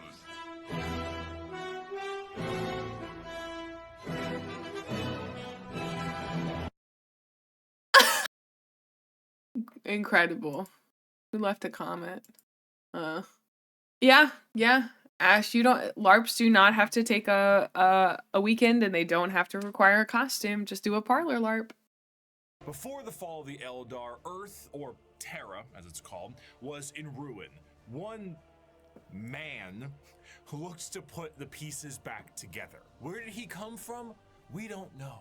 Some say he was the result of early shamans. Some say he is the final Old One who escaped their species' genocide. And those that are smartest know the answer is, it doesn't matter. He revealed himself as the Emperor of Mankind, and he was tasked with the most monumental upheaval of humanity possible. The Eldari's warp fluctuations had turned the golden age of humanity into old night. Interstellar travel cut off? Check. An AI uprising? Check. Brand new psychers popping up and not knowing how to handle their powers? Oh, check. Demonic incursions? Check. Thousands of years this occurred, and now the Emperor of Mankind showed himself to put the pieces back together. Unifying Terra under his rule, the Emperor founded the Imperial. You know, I'm racking my brain, but it feels like every time a mysterious guy has shown up and been like, yo, it'd be super sick if I could like rule you guys under like my thumb. Like that's never gone wrong, right? Right? I'm pretty sure. Of man and ruled it with an iron fist. He was the supreme leader and nothing could stand against him. He wished to remove mankind always from works the out perfectly, yoke of yeah. its former failures, and he knew he would be the best leader they could have because he was right. AI banned, religion banned. You did as the Emperor told you, or his Thunder Warriors would put you in your place. That place. AI banned, religion banned. Meat back on the menu, boys. Do we all know what May's latest vocal stem is? Often being a grave. Now, Terra was thriving, but humanity needed to reclaim its long-lost brethren scattered across the stars. But to do so, he needed those that could build him a fleet truly meant for the reconquering of the galaxy. And so he turned his attention to the red planet of Mars. Mars and Terra were close allies long before the Unification Wars. Mars was the first world terraformed by humanity and became what would ultimately be the first hive world, an epicenter for industry and technology. The Age of Strife did not treat the red planet kindly, however. Mars was cut off from Terra during this time, and the warp storms that ravaged the planet turned it into an absolute nuclear hellscape. Those who were on the surface were turned into your run-of-the-mill mutant, if they even run-of-the-mill. they inflicted on themselves, but others were lucky enough to escape beneath the red sands in powerful fallout shelters. Oh, These I know became that their symbol. generational habitats, but this resulted in extreme reliance on technology. The little skull and thing. those who could use it. They began to view the technology keeping them alive less Is that the as a Space technological Marines? advancement and more of a divine intervention, with those skilled in it as priests. The Martians began to worship the power of the machine, and this resulted in the formation of the Cult Mechanicus, the belief in a holy trinity known as the 3-in-1. The machine god, serving as the spirit who gave rise to all technologies known, the motive force, the deity that gives all life its ability to live, and the Omnissiah, a physical manifestation of the machine god itself. This belief began to manifest in them physically as well. What were once humans began to really mess around with the character creator options, and this tech obsession made them view instances of flesh to be weak and spend their lives removing what makes them human and replacing it with mechanical augments. Robotic limbs, glowing eyes, mechadendrites. Okay, listen, I gotta say, cyborgs are pretty freaking cool, dude. Like, cyborgs are pretty freaking cool. The idea of a bunch of people who are like, I don't like I don't like all these things, all these human things that can go wrong. I'm just gonna replace them. Good. What was once a mass of flesh now looks like the back of a router, and the oldest members of the Mechanicus no longer even look slightly human. In addition to this, cloaked over all of their mechanical appendages are robes that reflect the color of their homeworld, the red robes of the Mechanicus. The Cult Mechanicum, now the Adeptus Mechanicus, create a fascinating combination of cultures all birthed into one. Basically, techno-zealot monks. Organic life is the machine god's greatest accomplishment within the scope of the great work. All praise I have he not who watched is the trailer. one. By giving us life within an organic shell, he presents us with the means and opportunity to improve upon physicality, as is his divine plan. He grants us complex weakness so we might learn metallic strength and ascend to his level of machinic perfection. The Emperor's arrival to Mars was very much a walking in with the... There's something about the word or the phrase 3 in 1 that just sounds so good. Like, he who is 3 in 1. I love that. Pizzas while the room is on fire moment, but to the Mechanicum, they saw his arrival as confirmation of their belief. They took one look at the glowing golden entity that showed up on their doorstep and were like, that's him. That's the guy right there. And they immediately accepted him as the Omnissiah. Obviously, showing up and being called Machine Jesus shortly after wiping out all instances of non-Machine Jesus a little bit beforehand is an instance of capital H heresy. But the Emperor saw the bigger picture. Were they strange with how they rubbed unguents on themselves, burned incense, and prayed to machines for them to work? Sure, but that's a lot of production right there. So the Emperor devised the Treaty of Olympus Mons. Listen, guys, they're weird, but they get the job done, okay? We just gotta let them do some of their weird stuff, and then they'll get the job done. Unifying agreement between Terra and Mars, and this union would be permanently etched into the Aquila of the Imperium as the two Aquila. one head for Terra, Flotilla. the other for Mars. The forces of the Emperor would be supplied with all the technology and weapons they needed to reunite the scattered remnants of humanity under one banner, and the Mechanicum of Mars would be able to keep doing what they were doing religiously and scientifically so long as they kept up their tithes. This tithe meant total quality control over all technology in the Imperium. Is it a big spaceship? AdMech take care of that. Tanks? AdMech take care of that. The literal bullets in a gun? You guessed it. But unlike the factories of today, the forge worlds of Mars and the creations of the Mechanicum are a bit of a different experience altogether. Instead of a factory on a random given world, the entirety of the planet's surface is dedicated to manufacturing. But that's a little tricky, isn't it? This is how I want Factorio playthroughs to feel. They're doing modular factories here, and it's kind of smart, but it has some logistical issues, I'll tell you. Considering that the usage of Silica Animus, or AI, is a big no-no, and basically the largest affront to their divine machine god possible. Fortunately, there's a really neat alternative. What is this going on in the That's background? called a servitor. Incredible devices that can do anything from manufacturing, maintenance, basic door operation, even just float around like a helpful little drone. It's an extremely easy process too. All you need to do is take a human who is dying or preferably an enemy of the state, most likely that one, and lobotomize them.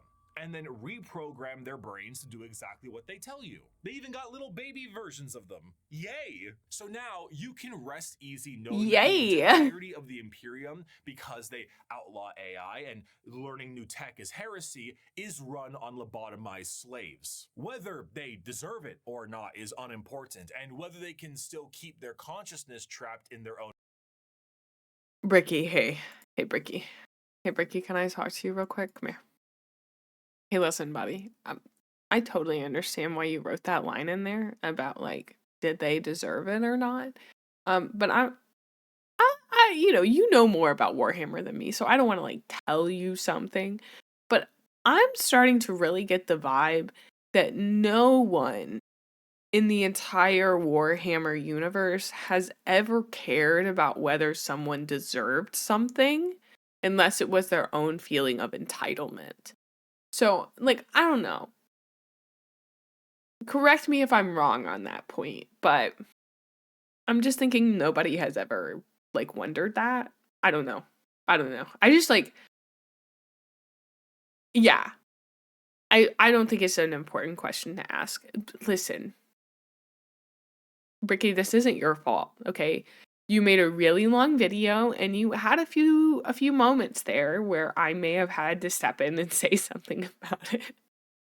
But as always, I'm just doing this so somebody else on the internet who is less nice than me won't say that to you, okay? So thank you so much. As always, you can, like, hit me up anytime you want. Like on Twitter or like Discord. You know, you can just, like, you can always just, like, reach out and we could talk about, you know, maybe I don't know, Warhammer, or, like, if you want to talk about the TV show Bones or something, like, you know, hit me up. That bit's not gonna get old. I'm so sorry. I think it's so funny. Own minds is another thing entirely.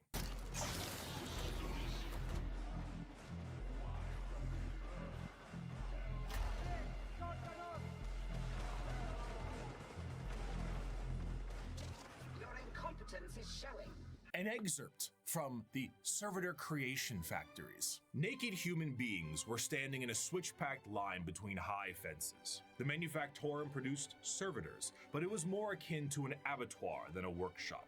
Every surface was easily cleanable. Servitors with spray units surgically attached to their backs prowled about, hosing filth from slit drains set into the perfectly smooth, slanted floors. As the line slowly advanced, the people were passed through various scanning devices, most of them mounted in ugly, functional arches that let out a constant series of acceptance chimes. Occasionally, one would let out an angry blare, and the indicator lumens would flash red. The rejected person was then swallowed up by a trapdoor opening beneath their feet. Sorry, that's not funny. A hideous stench and the grinding sounds of industrial mincers. One rejected man grabbed onto the lip and hung there, arms and hands bloodied, shouting a stream of defiant profanities. Guards lined the grating either side of him and shocked him until he fell.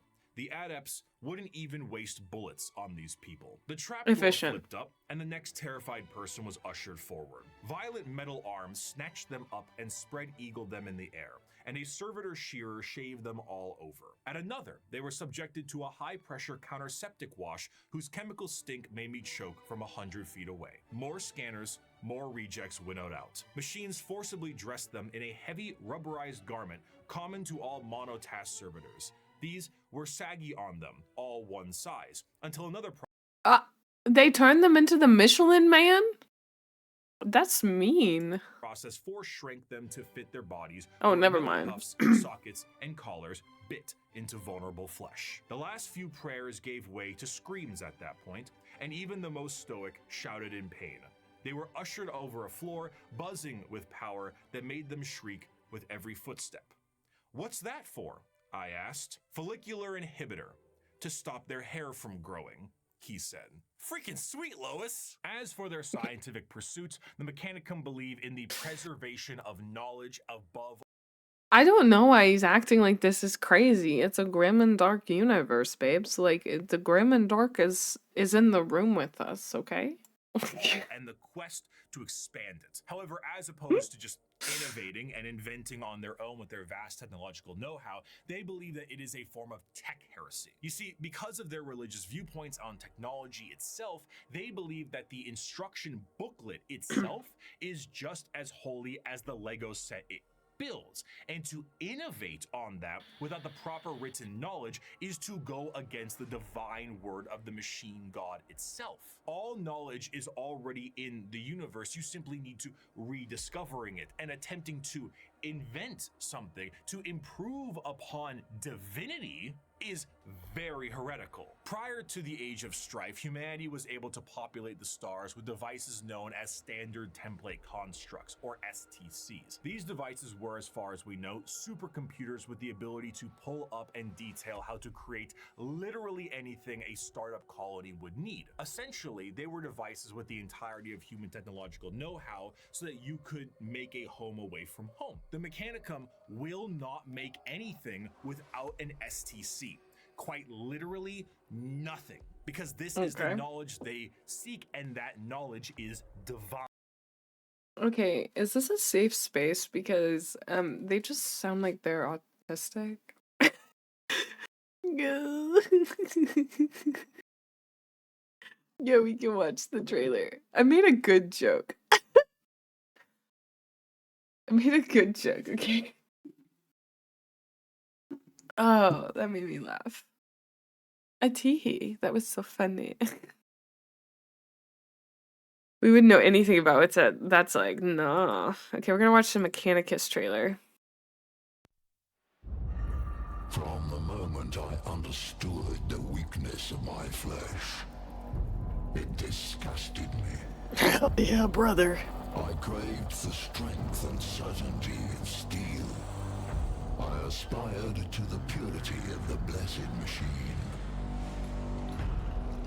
Your kind cling to your flesh, as if it will not decay and fail you.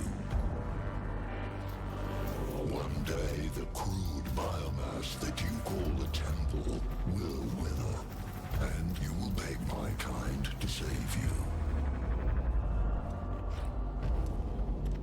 But I am already saved.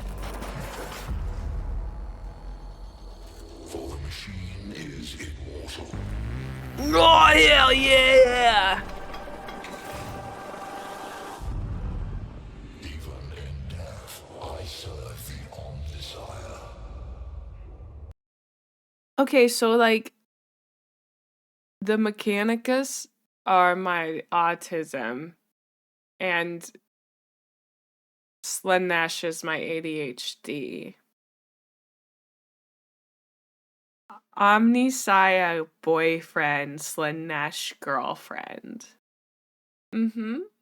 Makes sense?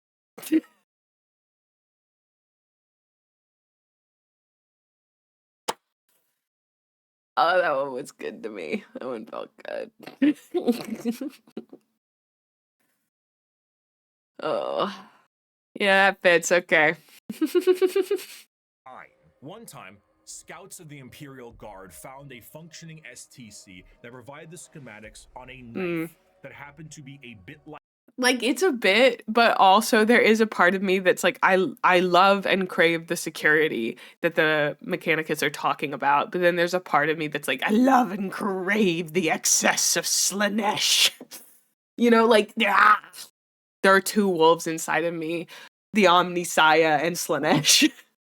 lighter and a bit sharper than most other knives. These knives were adopted by 30 Space Marine chapters and were one of the most advanced discoveries of the century. This discovery was so significant that they were each awarded a planet for finding this. a planet for a machine that taught them how to make knives. Due to their religious organization, you can probably guess the Mechanicum are organized in a feudal structure with the highest individuals in power being a part of the priesthood. Cream of the crop being the fabricator general of Mars itself, who serves as a high lord of Terra, but also oversees the... I also want to say I love their designs. It is so busy, and yet I understand the shape of it so well. entirety of the Mechanicum below. Below them are tech priests that oversee the cult of the quest of knowledge and other more straightforward theocracy. Forge worlds tend to operate slightly more independently, what can cause some power struggles within the Mechanicum, because, you know, despite them all being weird robots, they love being given praise. And despite being the manufacturing God, I relate to that. they have their own military forces. They have the Skitarii Private Army and all their various 1920s Martian-style mechanisms like Doom Crawlers, Castellan robots, and of course, the Titan Legions. Because nothing is cooler than a robot that towers over buildings. Ultimately, their very dogmatic view on technology as a whole has resulted in any innovation because Honestly, the only thing they're missing is like a weird obsession with space trains or something. Hey, hey guys, who makes Warhammer? Is it Wizards of the Coast? I feel like they make everything. Hey, I gotta do a bit. Who makes Warhammer? Who makes Warhammer? Games Workshop. Okay. Okay, I can do the bit now. Hey, Games Workshop. Hey, Games Workshop. Could you make it so that the Mechanicus are like no? Yeah, the Mechanicus are like super into space trains. As an autistic person, representation's really important to me, and like I know that it's a bit of a stereotype about trains, but like also trains are really, really cool, and it would be like super cool if they were really into space trains. Thanks. Okay. I think I got my message out. becoming absent, thus causing the Imperium to stagnate as a whole. The lack of ambition to create anything new and the wholesale murder of anyone who even tries leads to things becoming derelict. I grew up weary of this flesh I was born into, strangely disgusted by its nature. I crave only the cold, clean certainty of steel and silicon, that I might become one with the blessed machine. I do not expect you to understand, you who cling to your flesh as if it were immortal, seeking only to preserve it, to protect it. One day you will see the folly of your ways, and then no doubt you will come begging to my order to preserve you. After the groundwork had been set unification-wise, it was time to start getting things together for the Emperor's great crusade across the stars to bring humanity under one banner. The Thunder Warriors were a perfect fighting force for unifying Terra and Luna, but the galaxy was a whole different thing. You see, these warriors weren't soldiers in the eyes of the Emperor. They were tools, extremely blunt tools, used for the fast conquest of Terra. As the Emperor was concerned, the tools you use at home aren't the same ones you take on a road trip. So the Emperor rid himself of his tools in the exact manner you think he did, and he went forward to crafting a brand new tool, one more mobile, more efficient, and ready for his next era of conquest. They shall be my finest warriors, these men who give of themselves to me. These are the Marines, right? And in the furnace of war forge them. They will be of iron will and steely muscle. In great armor shall I clad them, and with the mightiest guns will they be armed. They will be untouched by plague or disease. No sickness will blight them. They will have tactics, strategies, and machines so that no foe can best them in battle. They will be my bulwark against the terror. They are the defenders of humanity. They are my soul. Space Marines! And they shall know no fear. The vastness of the Milky Way galaxy meant that the Emperor needed assistance bringing everyone back to the fold. And who better to do this than himself? But since the technology to be in many places at once does not exist anymore, the Emperor decided that it was time to become a dad, the same way Geppetto did, and with far less care. It is not my son, Archon. None of them are. They are warlords, generals, tools bred to serve a purpose, just as legions were bred to serve a purpose. What a dad. The Primarch Project. Once again, he rebelled against his dad. Is this the guy that rebelled against his dad? Was started to create charismatic and unique leaders in the Imperial military. The diversity of these eventual leaders meant that each one could be specialized for certain circumstances across the galaxy. Depending on the type of conflict, one leader might be better than the other. So instead of forcing one leader to acclimate to a situation directly, it would be better to send a specialized leader and force to handle it. In order to do this, the Emperor used his genetic know-how and maybe a little bit of that forbidden stuff to create these genetically perfect gene fathers that had the ability to serve as his analog directly, and also serve as the leaders of the respective Space Marine legions. All 18, that's right, all 19 of his sons were meant to be directly molded by the Emperor himself, despite the genetic differences. Hold on. Who is this guy up here serving absolute face? That is crazy, brother. He just looks so joyful and normal, and then serving absolute face. Wow. And then we've got emo son down here, scary son, sporty son, baby son.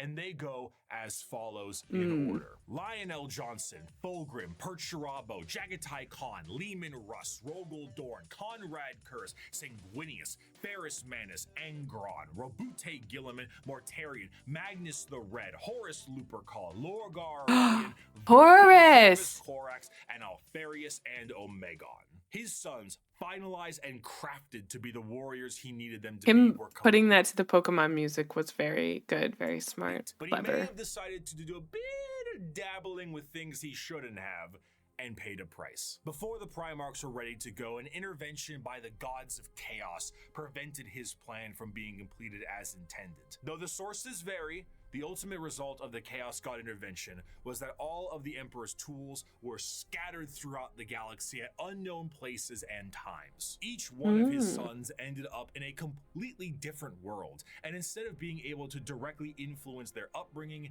these children were instead forced to experience the unique nature of their respective homeworlds. Some had a great time and lived in general luxury. Others, not so much. Despite his closest advisor, Malkador the Sigilite, saying, "All right, Chief, let's try this one again," the Emperor sensed each of his sons were still very much alive. And one of the primary objectives of the Great Crusade shifted to reclaiming each of his sons so they could take command of their specific Space Marine legions and carry out his will. These Again, really feeling Mad Maxy. That were created alongside their I love that. go in order: the Dark Angels, Emperor's Children, Iron Warriors, White Scars, Space Wolves, Imperial Fists, Night Lords, Blood Angels, Iron Hands, World Eaters, Ultramarines, Death Guard, Thousand Sons, Luna Wolves, eventually Sons of Horus, the Word Bearers, Salamanders, Raven Guard, and the Alpha Legion. Space Marines, unlike their gene fathers, the Primarchs, are not made in a vat. There is a process to recruit more members from humanity itself, which seems a bit strange considering how massive a Space Marine is compared to a normal man, but don't forget, the Emperor is really good with genetics. Less good with anesthetic, however. These prospects are recruited across humanity from various reasons and methods, and are generally killed during that process. But sometimes they aren't, and they are able to go through more and more of the actual training to assess certain traits that are important and relevant to being a Space Marine. Most of the time, the common factor is a pure, unrelenting willingness to kill the enemies of the Imperium. After going through psychological screening, the prospect, now called a... This is also really feeling like Halo, you know, the whole clone guy in Halo. I can't think of the words for it. Let's finish this section of the video, getting back into it. Neophyte goes under the knife to become a Space Marine. And here is a quick list of all the cool new stuff they get genuinely shoved into their bodies. A secondary heart, an organ that makes your bones grow, an organ that makes your muscles big, an implant that makes your blood stronger, a little organ that turns your white blood cells into super white blood cells, a brain implant that allows you to sleep while being awake, a pre-stomach that allows you to digest literally anything, a spinal implant that allows you to absorb the genetic memories of what you eat, bigger and better lungs that can let you breathe underwater, an implant that gives you stronger eyes, new ears that keep you from being dizzy, a brain implant that lets you go into suspended animation if you're in a bad shape, skin that acts like transition glasses, I almost got it in one take, a brand new kidney, the ability to taste the air and find enemies like a bloodhound, a special coating on your skin that allows you to be protected in space, the ability to spit acid, a gland that allows you to absorb the unique genetic makeup from the gene seed in the first place, and a straight up carapace that allows the Space Marine to interface with their power armor directly. Quite often, of you at dubious levels of mental alertness and dubious levels of there's levels to that after one. a more generalized indoctrination into the faith of the Imperium and a bit more training and other important manners, they can finally be welcomed as a fully fledged Space Marine. A Space Marine is quite literally a walking tank that is armed to the teeth. Two of the more iconic weapons held by a Space Marine are their bolt gun, which fires explosive shells the size of soda cans, and a chain sword, which is... The Space Marine is clad in a colorful carapace known as power armor, crafted from extremely heavy and durable ceramite. The power armor you get a star. protects him from any terrors he may face, be it the void of space itself to an inhospitable atmosphere. This armor, combined almost biologically with an already massive physique, makes the Space Marine an almost unstoppable fighting force. And hell, if the armor doesn't protect them enough, they can always become a walking coffin like the dreadnoughts of the chapters are. What truly adds to it all, however, is the sheer difference in some of them. While a Space Marine in its own right is an indoctrinated freight train on legs, how they act can be quite different from chapter to chapter. The gene seed of a Primarch is not just helping them become big and strong, but allows them to gain certain traits from their forefathers. Everything from how they think to even slightly adjusting their physical appearance once it's been implanted, the gene seed can be the personality of an entire Space Marine. Take the Salamanders, for example. Salamanders have a predisposition to fire as a whole, and tend to be extremely large due to the size of their Primarch, Vulcan, and his enormous stature. Whereas someone like Sanguinius, Primarch of the Blood Angels, share more vampiric features and more angel-like qualities. A gene seed is not just aspects of a Primarch, but there are also flaws too. Magnus the Red and his 1,000 Sons underwent something known as the Flesh Change, a horrifying mutation that, while it made them strong psychers, would affect their bodies so terribly that they would mutate away from humanity. Where other factions have inspiration for their culture from our real world, like the feudal Japanese of the Eldar or Egyptian style the Necrons, each Space Marine chapter themselves carry an inspiration. The White Scars are motorcycle riding Mongolian fighters. The Space Wolves are Norse Vikings. The Dark Angels are Knights of the Round Table, and so on. This moves into their fighting style, and truthfully, there is no end to the characters and options when it comes to the Space Marines. Space Marines are the main symbol you see, and while many of them can be simply indoctrinated warriors who only care about conflict and can be quite boring, then you meet Dante, or Bjorn, or Argel Tal, or Karn, or Lucius, or Erebus. And then you discover the wealth of these characters and tools of war you can have. For 1100 years, I have fought and I have seen the darkness in our galaxy. I have seen the vileness of the alien and the heresy of the mutant. I have witnessed the sin of possession, and I have seen all the evil that the galaxy harbors, and I have slain all whose presence defiles the Emperor. I have seen what you will see. I have fought what you must fight, and I have slain what you must slay. So fear not and be proud, for we are the sons of Sanguinius, the protectors of mankind. We are indeed the angels of death. Despite being sick children for Warhammer 40k as a whole, the presence of Blood a Angel Space Marine sounds is so a cool. rare sight for the countless trillions of humans across the galaxy. Seeing one of these monstrosities is like seeing something akin to an angel sent by the Emperor himself. These angels of death are the essential fighting force to bring humanity back under the unified banner of the Imperium. Yet ultimately, the Space Marines are individuals torn from their families and conscripted to genetic modification and lifelong service for the dying Imperium. And again, this is so Halo coded. It feels exactly like the dudes in Halo. They are held in an almost holy light.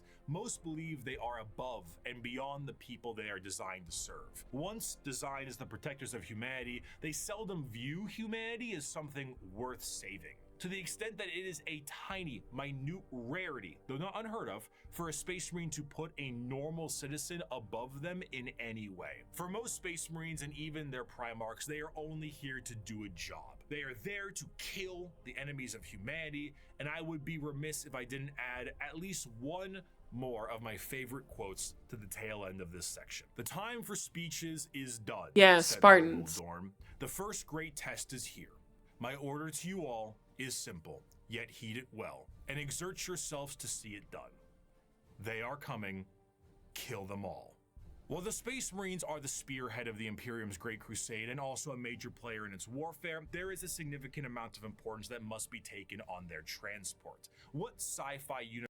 Like, thinking about it, I guess it's just like the similarity in the themes between the Spartans and the Space Marines. This idea of like, they are humanity's savior, but obviously the Spartans, despite the fact they are like, they didn't have a choice in becoming Spartans, the same way that Space Marines seem to not have a choice either. The Spartans seem to actually care about humanity as a whole. You know, Master Chief seems to give a shit. Yeah, they definitely they seem like a palatable version of Space Marines might be the best way to say that. Palatable to the masses. Would be complete without its navy. When you think of the navy or ships on the open sea, you think of something that is sleek, something mobile, and something pretty big. For perspective, the longest self-propelled ship in history was the TTC-Wise Giant, an oil tanker that was about 458 meters long or over about 1,500 feet.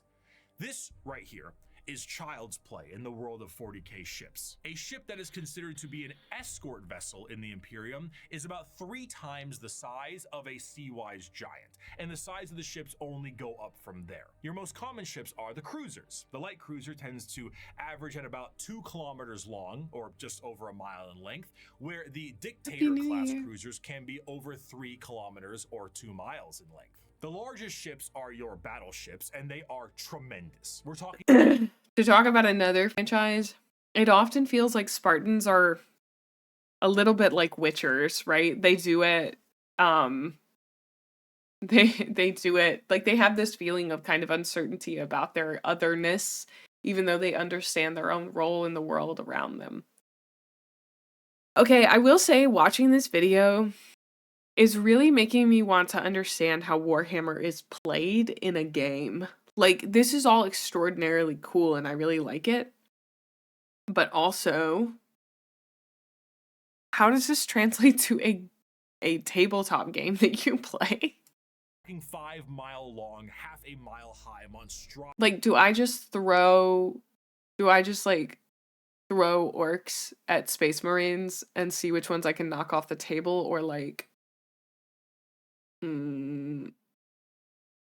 like, what am I doing? It's just a war game. Okay. Interesting. So it seems like the war game is like the least interesting part of this entire franchise, perhaps. Like the actual mechanics and playing of it, because it seems like above that is like the miniatures are really cool, and then it's like, here's the lore. The lore is super cool, you know? You play with dice and rulers? Gross. One turn could take hours if you've got huge armies. Wow, that's like the opposite of the games that I play, right? The number one thing that I say about games is like, if it has more than 3 mechanics, it's too crunchy and I don't like it. Like, I'll say, like, that has too many mechanics. I play games with, like, 3 to 5 mechanics at most.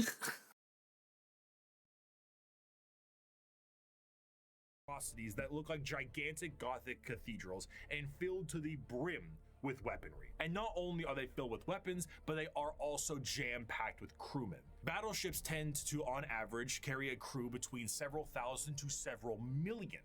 And they need every single one of those members because we don't have advanced technology for other things to pilot themselves or control themselves in a meaningful way because there's no AI. A lot of this stuff has to be done manually. Even the reloading of those giant batteries is a form of manual labor. And, of course, generally speaking, gliding through the stars is a very slow way to do things. And let's be honest, there can't be a science fiction setting without some form of hyperspace travel. This form of travel in 40k is less like going to Plaid in Spaceballs and more like going into Davy Jones' zipper dimension in SpongeBob. Oh, now what? I suppose you're gonna show me.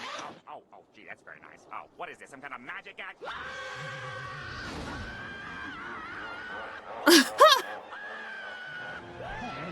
I had forgotten about the zipper dimension.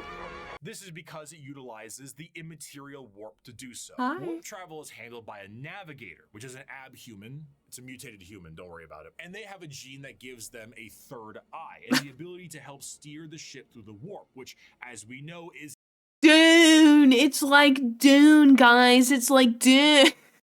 Oh, shut up. Itself and unreality. Now, this might sound exceptionally dangerous, and that's because it is. Now, the ship does have protection in the form of a Geller field, though. Originally, I assumed the Geller field. Okay, I don't know if you guys have noticed, but our closed caption has gotten higher up on the screen every time I've gone to pause it. You think it is a large force field stopping all manner of horrible things, like demons from the. Oh! It's Dune! He put Dune in the background! Oh my god, this man gets me! The warp tearing apart your ship. How wrong I was, though. So, space travel through the warp basically involves riding on the Sea of Souls. Hell is real and you can surf on it. So you allow the current to carry you and the navigator to direct. But how can a current of souls and unreality carry you when it doesn't obey the laws of physics, time, or, again, reality? What a Geller field is not a force field, but a comatose imperial psyker dreaming of reality. It is not a bubble. It is a force of reality being projected by mutant sleeping beauty to counteract the unreality of the warp that you can then surf on. That is so sick. That is so sick. There have been many moments where I've been like, that is so sick. Of course, is not a foolproof method of travel, and Geller fields can and do collapse fairly regularly. Being subjected to the warp itself without this Geller field is a terrifying prospect. In the best case scenario, your ship will be torn to shreds, but there are countless instances of ships being thrown out of the warp randomly throughout time itself. You leave for a 2-day mission and you come back 90 years in the past. Maybe you feel like you're lost in the warp for a century and it's only been 45 minutes. And that is only if the waves of souls don't rip your ship apart or have demons arrive on it to do unspeakable things to the crew. The Imperial Navy is an astronomically powerful force for the Imperium because the sheer volume of ships and guns on those ships create firepower that can sunder planets. This is all juxtaposed with the sheer backwater nature of these ships. While they are manned by crew. Okay, can you guys explain? I remember that the big evil guy, the Emperor, he was like, hey, we don't like AI anymore. What was the reason behind that? Oh, you're answering my question about mundane things. There are never any retired Space Marines. It's a permanent thing. However, some of the Space Marine chapters encourage mundane activities in their numbers to keep mental health high.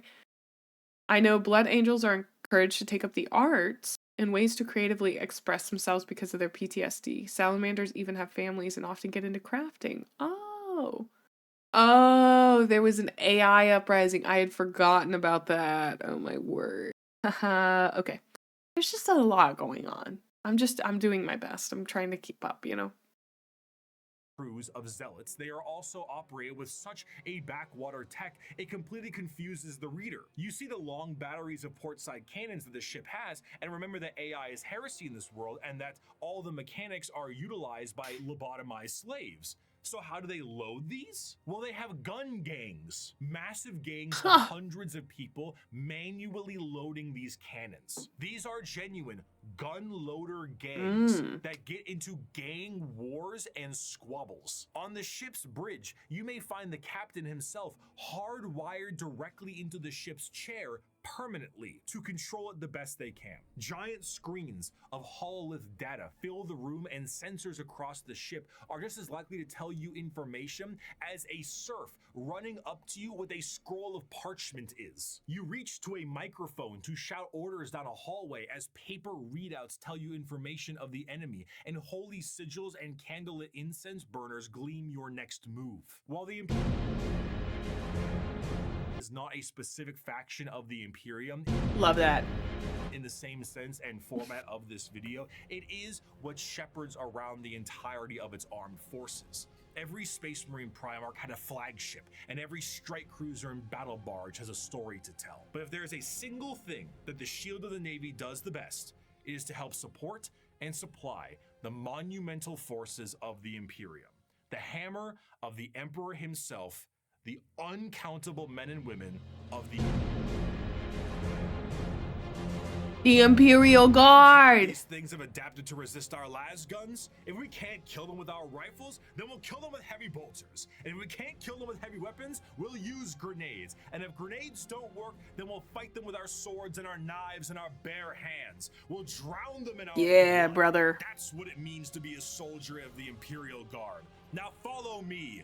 Charge! There is no give them better everything symbol of the might of the Imperium itself than the Astra Militarum, or as it is commonly known, the Imperial Guard. Though the Space Marines take the glory and stand as the visual representation of the Imperium, their numbers are dramatically thin and specialized in comparison. To reclaim a million worlds, you need a countless number of troops willing to fight and die for your cause. The Imperial Guard represents the Imperial truth made manifest. Every year, but they're like regular guys. Pay a tithe in the form of soldiers to fight the good fight of the Emperor, and this number is impossible to pin down. Even saying billions would be a dramatic understatement. The sheer volume of soldiers serves as the fundamental backbone of the Imperium.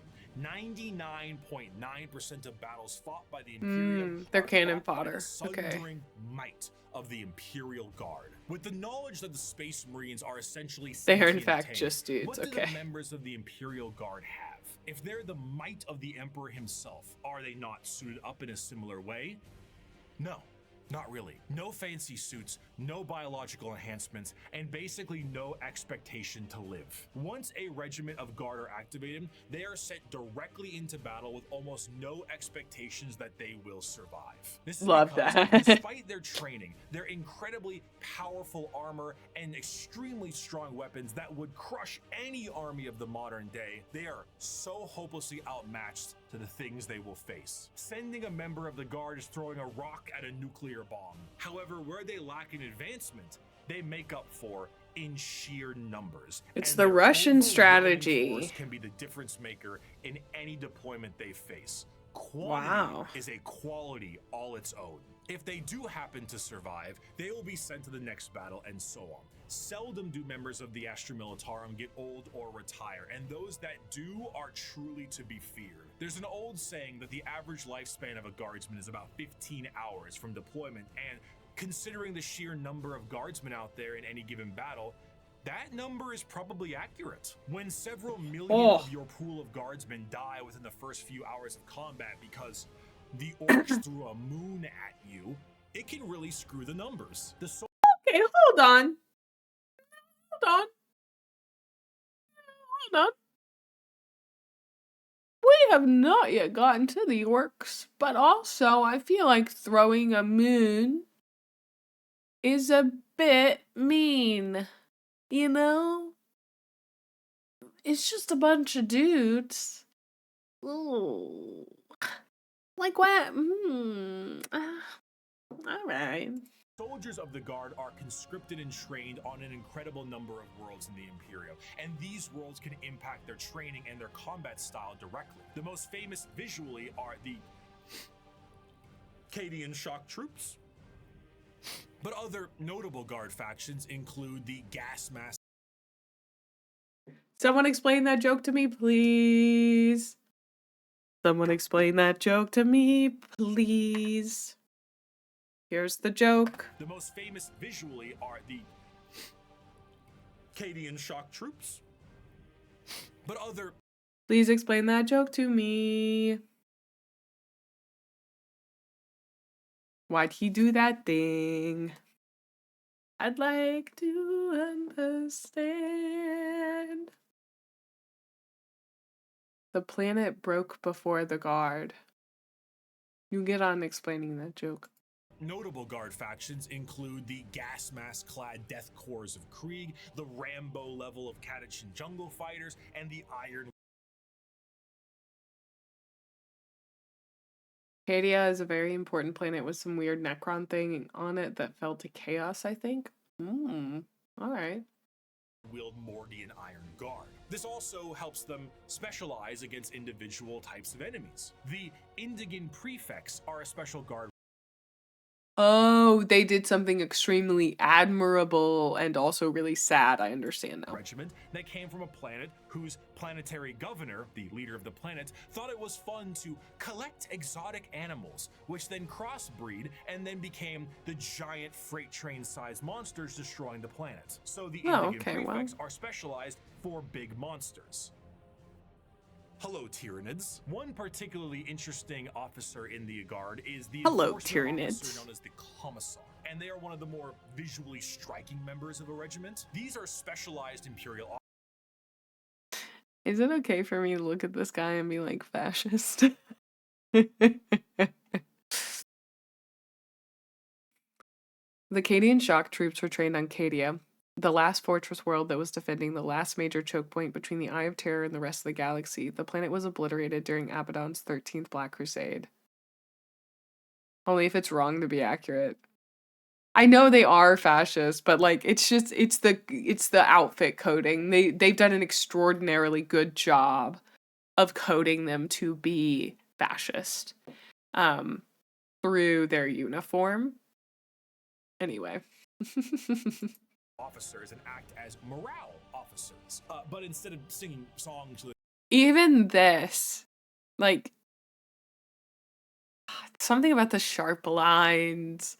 I'm sure that someone could, I don't know, the troops explain it. Hot meals. The commissars are there to make sure that the members of the regiment continue to fight to the bitter end. If a soldier does not meet the standards of the commissar, the solution is simple. There are trillions of other soldiers out there. We don't really need you. Combat fatigue? Headshot. Concerns about the conflict? Headshot. Fleeing the battlefield?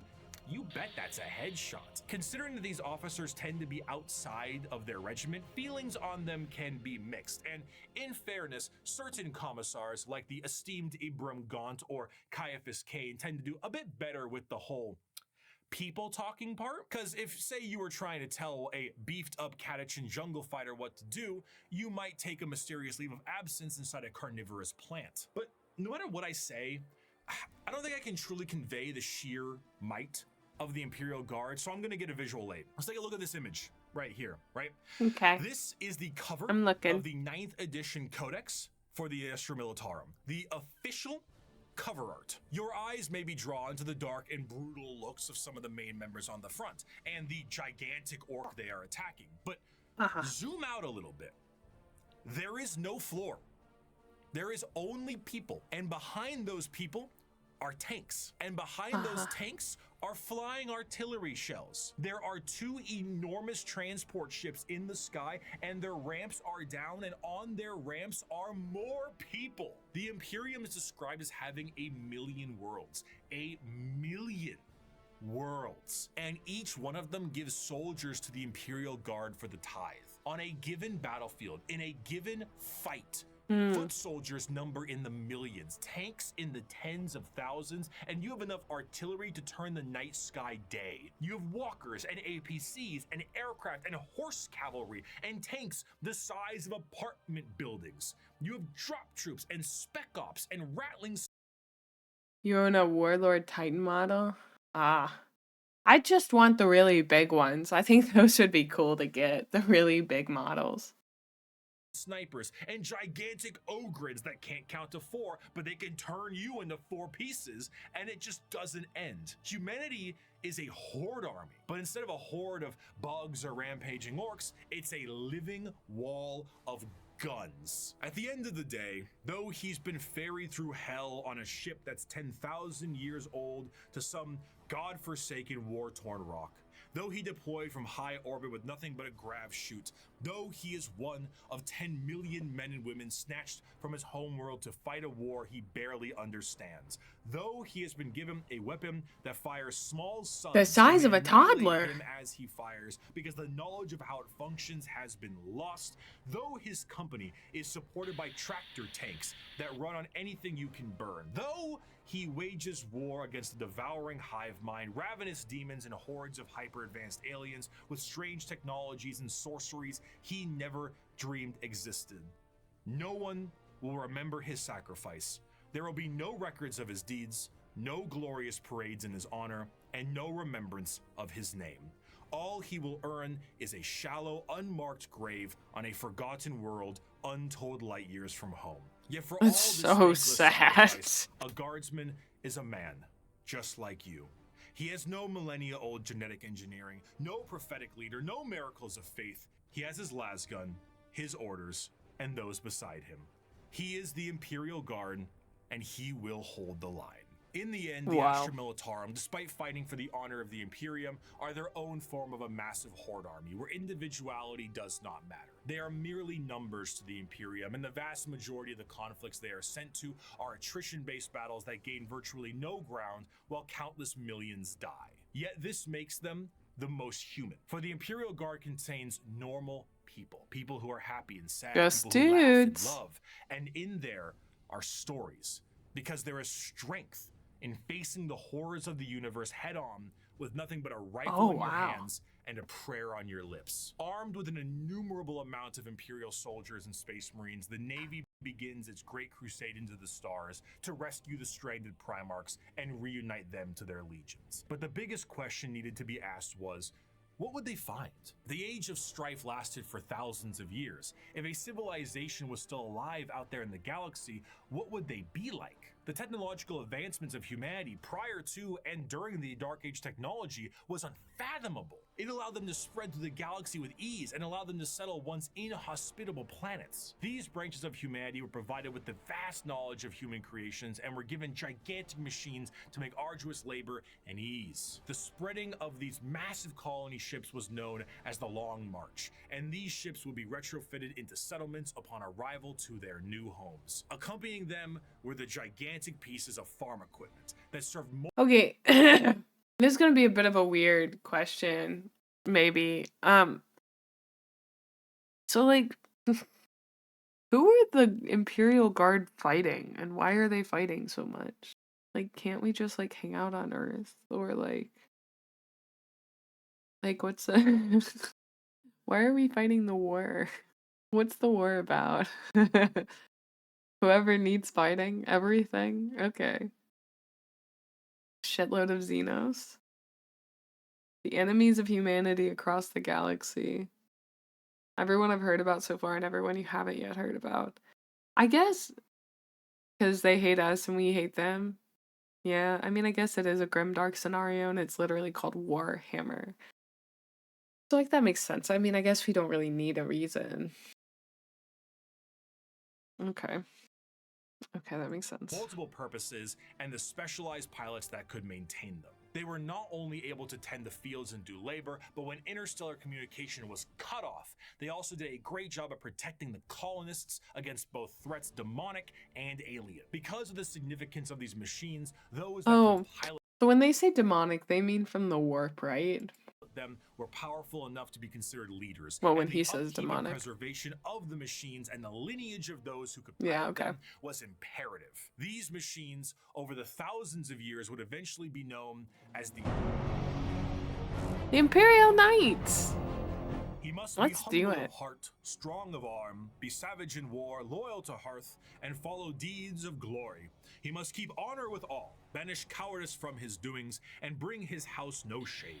He must serve the emperor and defend the Imperium, thus should a knight rule himself. The Age of Strife caused these colonized worlds to be cut off from the Imperium, and the reversion of these worlds resulted in the reverence for this farm equipment turned feudal, and the leadership that controlled the devices became viewed as a noble hierarchy.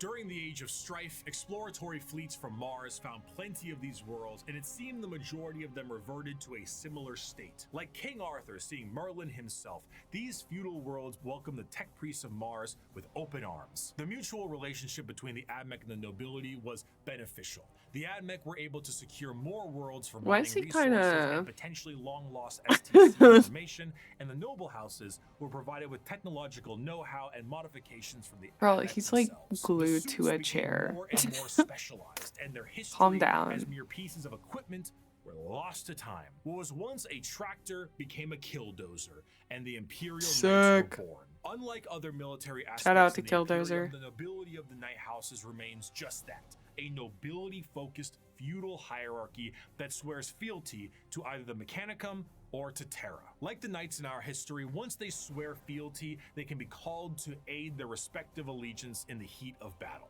The ones that swear fealty to Terra are led by the High Monarch, while the ones with the Mechanicum are led by the Princeps. The ones with Terra might be sent directly to the front line of war, while the ones with the Mechanicum tend to be sent to protect the Forge world. And the heraldry of these houses is what you'd expect from a generic history of knights. Houses pledging allegiances here and there, your run-of-the-mill War of the Roses aesthetic. Except instead of ponies, you have gigantic death machines. These knights can't seem to be piloted by any old person, however. A member of the nobility of I really love these, at least the design in this art here. I love how hunched over it is. There's something, I don't know, it's so imposing about that.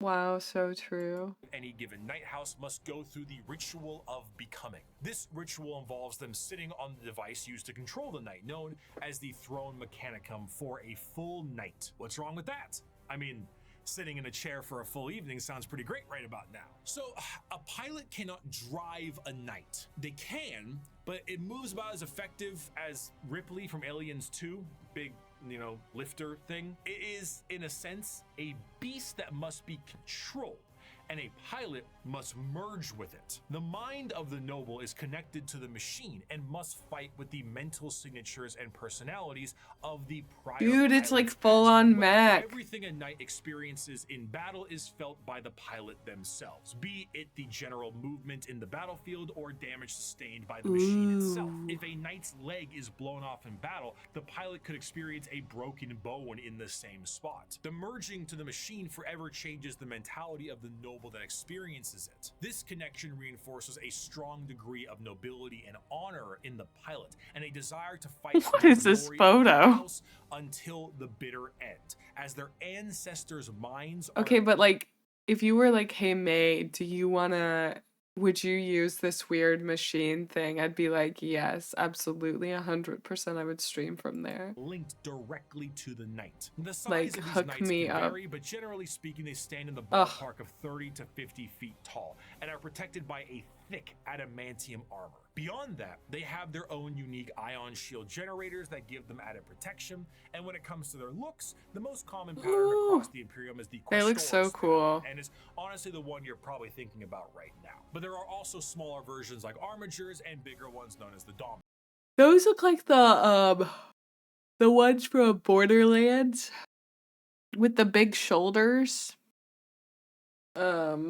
Loaders. This bad boy can run so much Minesweeper, yeah.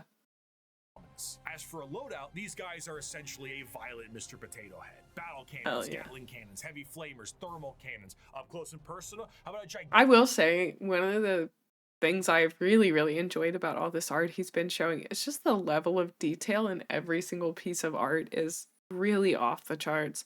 I'm sure if I sat here and really looked at it, it would probably all work, if that makes sense. Like everything would have something that it was going to, at least a basic idea of where it's going. There's something about that speaks to a certain level of world building that's really, really crazy. Wow. Gigantic chainsword or a straight up gauntlet. Oh, he said that the Blood Angels learn art. I would really love to learn more about the Blood Angels. They sound really cool. For that empty spot up top, screw it. More auto. Or you guys said they did art. Whatever you can do to make it as over the top as possible, you gotta do it. A squire serves a knight serves a lord serves a baron, and a baron serves a monarch. Thank you. So who does the monarch serve? He serves every subject, from the rudest serf to the members of the court.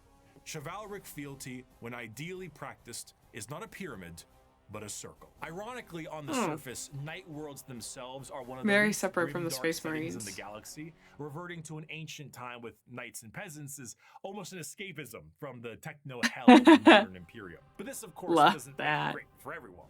It sounds fun on paper to play a game of knights, but it's not so fun when you're the peasant of that world. For the knights themselves, the knights give their entire lives to the throne mechanicum, and their reality is not their own, as they have to hear the voices of thousands of generations of their ancestors controlling their actions and their lives for as long as they live. It's a strange dichotomy. When it comes to Warhammer, most to all jobs tend to be terrible. However, if there was one that could be considered enjoyable, it would be the pilot of a knight, or a princeps of their larger cousins. While it does contain an egregious amount of hardship to be a knight pilot, you do enjoy a wealth of privilege. A knight pilot is often an asshole who can back it up. The rich noble that, despite his braggadocious behavior, is still very much him, and he will continue to be him. But knights are not the only thing that the Imperium found lost in the stars during their Great Crusade. Due to the circumstances of the Age of Strife, humans were changing and adapting to their new homes they were now isolated on. Some of these humans evolved over thousands of years to adapt to these areas. Oh, cool. And they were known as abhumans. Many abhumans found their way into the Imperial Guard or other lesser positions in the Imperium if they were not wiped out immediately for being too different from their human counterparts. But their abilities and appearance vary from planet to planet, and one particular group of abhumans have made quite a name for themselves in the center of the galaxy. The Leagues of Votam? The origins of what will be known as the King start at some point during the Dark Age technology, where their ancestors left a planet that is very much Terra and went to the galactic core to mine it of its resources. They brought along with them everything that they would need for a long-term stay, most important of which were the incredible AI-based supercomputers. Be it guidance, technical or philosophical, schematics, or the ability to upload the memories of a deceased explorer to gather information from them, these computers became an essential part of their everyday life, especially considering that see how much they could have done with AI is one of the most inhospitable places in the galaxy. It is an exceptionally star-dense location full of abnormalities, black holes, and sentient hostile nebula. Whatever that last part means. I'm sorry. No, you Bricky. Hey Bricky. Hey Bricky. Listen, I know we've done this a lot today, but hey friend, guy, my dude, if you're gonna drop something like hostile sentient nebula in your hour-and-a-half long Warhammer 40k video, like that's one of those things you could take like a little bitty detour for. Like, I'm once again just saying this so that somebody who's not as nice as me doesn't say it, but like could I know more about that?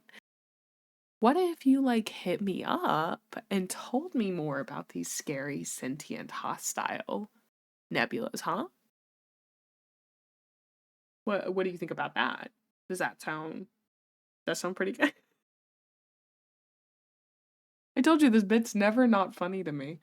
Easy place to make a living, and this only got worse thanks to the warp storms during the Age of Strife. In order to adapt to this area, these travelers love space horror makeup that made their future clones to be more adept to the area. These future clones would be shorter and more robust than their ancestors, and the need to procreate would be unnecessary because why risk messing up a good employee when you can just make a new one? These would be known as the squats, and they would all die, except for when they didn't.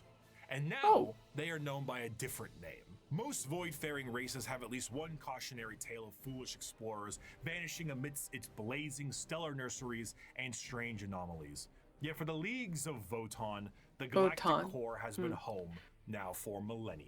These squat humanoids would begin to establish themselves in the core, and their goals would be the same as their ancestors. Rock and stone! But like, actually kinda, yeah. Whenever one of them would die, Rock they and would know stone. that sucker would need to be uploaded to the machines like their forefathers did. But the original purpose of these machines was lost to time. What was once a technical resource for them turned into a ritual known as joining the ancestors. And the fact that they were clones at this point meant that the same copy of the same individual would be uploaded countlessly. The sheer overuse of these computers and the repeated uploading of redundant data has turned these once powerful supercomputers into your parents' computer after you installed LimeWire on it, and whose 50 Google Chrome tabs definitely contain information they will return to one day.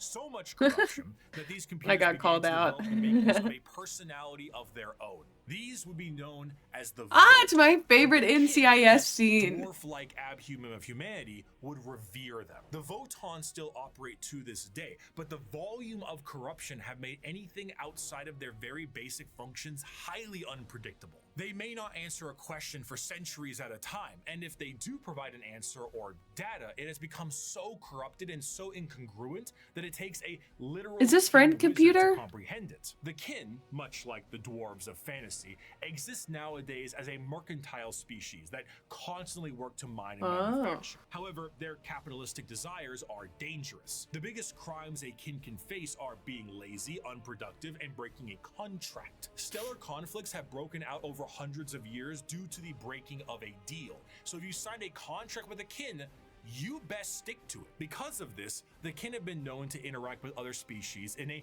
fairly common manner. This includes humanity, who have met various members of the kin multiple times, but constantly considered them to be all a different species. Famously, the Imperium know that the kin they referred to as the Squats were their own species and were wiped out by the Tyranids. Little did they know, they were still around. The kin are acutely aware of two things. The first is that the humans of the Imperium are deeply terrified of technology, so the sheer existence of the Voton is a secret as well as the truth. This extends also to the Iron Kin, sentient robots that are treated in the same esteem of flesh and blood kin, because kin is kin. The second thing they are aware of is Kin where is kin, they're and from. I stand They on are that. fairly confident that they are from Terra, and they know that if this secret was to be known by the Imperium, that the Imperium might want to take ownership of them and everything they've built. So the more alien they are, the better. Now, this sounds fine and good, right? What could possibly be wrong with these guys besides the hyper late stage space capitalism? Well, we have to go back to their creation. The kin are an entirely clone-based race made from the computers that are exceptionally difficult to recreate. These machines, the Voton,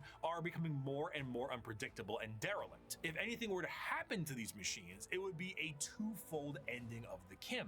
New kin cannot be reproduced, reducing their numbers, and the existing kin would have no further purpose because the end that awaits them would be non-existent. The horror of the kin civilization is that the entire purpose of their lives is to do the best they can at their duty and upload all they know to the Voton, their ancestor cores, join their ancestors. But doing so is actually the thing that is killing these supercomputers in the first place. The ancestors were dead, but through the first truths, their legacy continued. And though their eyes had shut long ago, indeed the ancestors were watching, not with a gaze from eons gone, but with the eyes of every living kin. Each generation was the embodiment of the ancestors cast anew by the Voton. The galaxy changed. Stars died, planets were destroyed, and civilizations fell. But as long as the Voton endured, the ancestors still lived. I do want to end this last bit with an enjoyable quote from one Kim. As you Did they try turning the cores off and on again? I don't know. That seems like a good suggestion. If they just turn the Voton off and then back on again, I think it might help. It'd probably get rid of some of the like cache, you know? You may have assumed the Leagues of Voton are space dwarfs with a corporate sci-fi motif, but they are still very much dwarves. They're squat, they're strong as hell, and they hold serious grudges. This time it's just more about your contracts than anything else. And so because of this, they might treat most things about how you would expect a capitalistic dwarf would treat things. You misunderstand, human. I am not here to debate. I am not here to compromise. What you see as yours, I am taking for my kindred. You want to bargain? Torek, unholster our means of negotiation. As the Great Crusade continued, humanity would find their missing Primarchs, reestablish the locations of all of their various worlds, and finally reclaim what the Emperor was always hoping for. But eventually, all the Emperor sought to build would be his undoing. His original attempt to have all of the Primarchs lead his great armies and usher humanity into the better ages would end up Screw the crumbling Emperor. down. And we will learn about how the Imperium backslides and the horror of the modern day of 40k in part 2. Well, it was 2 hours, and I think it took us 4 hours to get through because I'm a yapper, as it should. And then we've got another hour and a half to go, which we'll have to get to tomorrow. I'm gonna snooze the ads. Because I'm going to say thank you guys for coming and hanging out with me. But my body is really starting to hurt because of this flu I'm fighting. I will give my thoughts on that probably in a separate video. So I've had such a joy today hanging out with you guys. I hope to see you tomorrow for some more probably Warhammer, and we might play some Factorio at the end. I don't know. Hi goobers, thank you so much for watching the video. I'm a little less snotty today. I'm recording this the day after, although my voice is still a little weird. Thanks for hanging out with me. I had a great time doing this, and if you're watching this on January 2nd, then I'm probably watching more Bricky content right now on Twitch. I will be uploading my reactions to some more of his videos. I literally cannot wait to watch more of him. Also, Bricky, if you do see this, I'm super sorry. And if you want me to stop, I will. I find it very funny. But if you do not find it funny, I would be happy to not be thirsty for you anymore. So thank you guys so much. And I'll see you soon. Bye.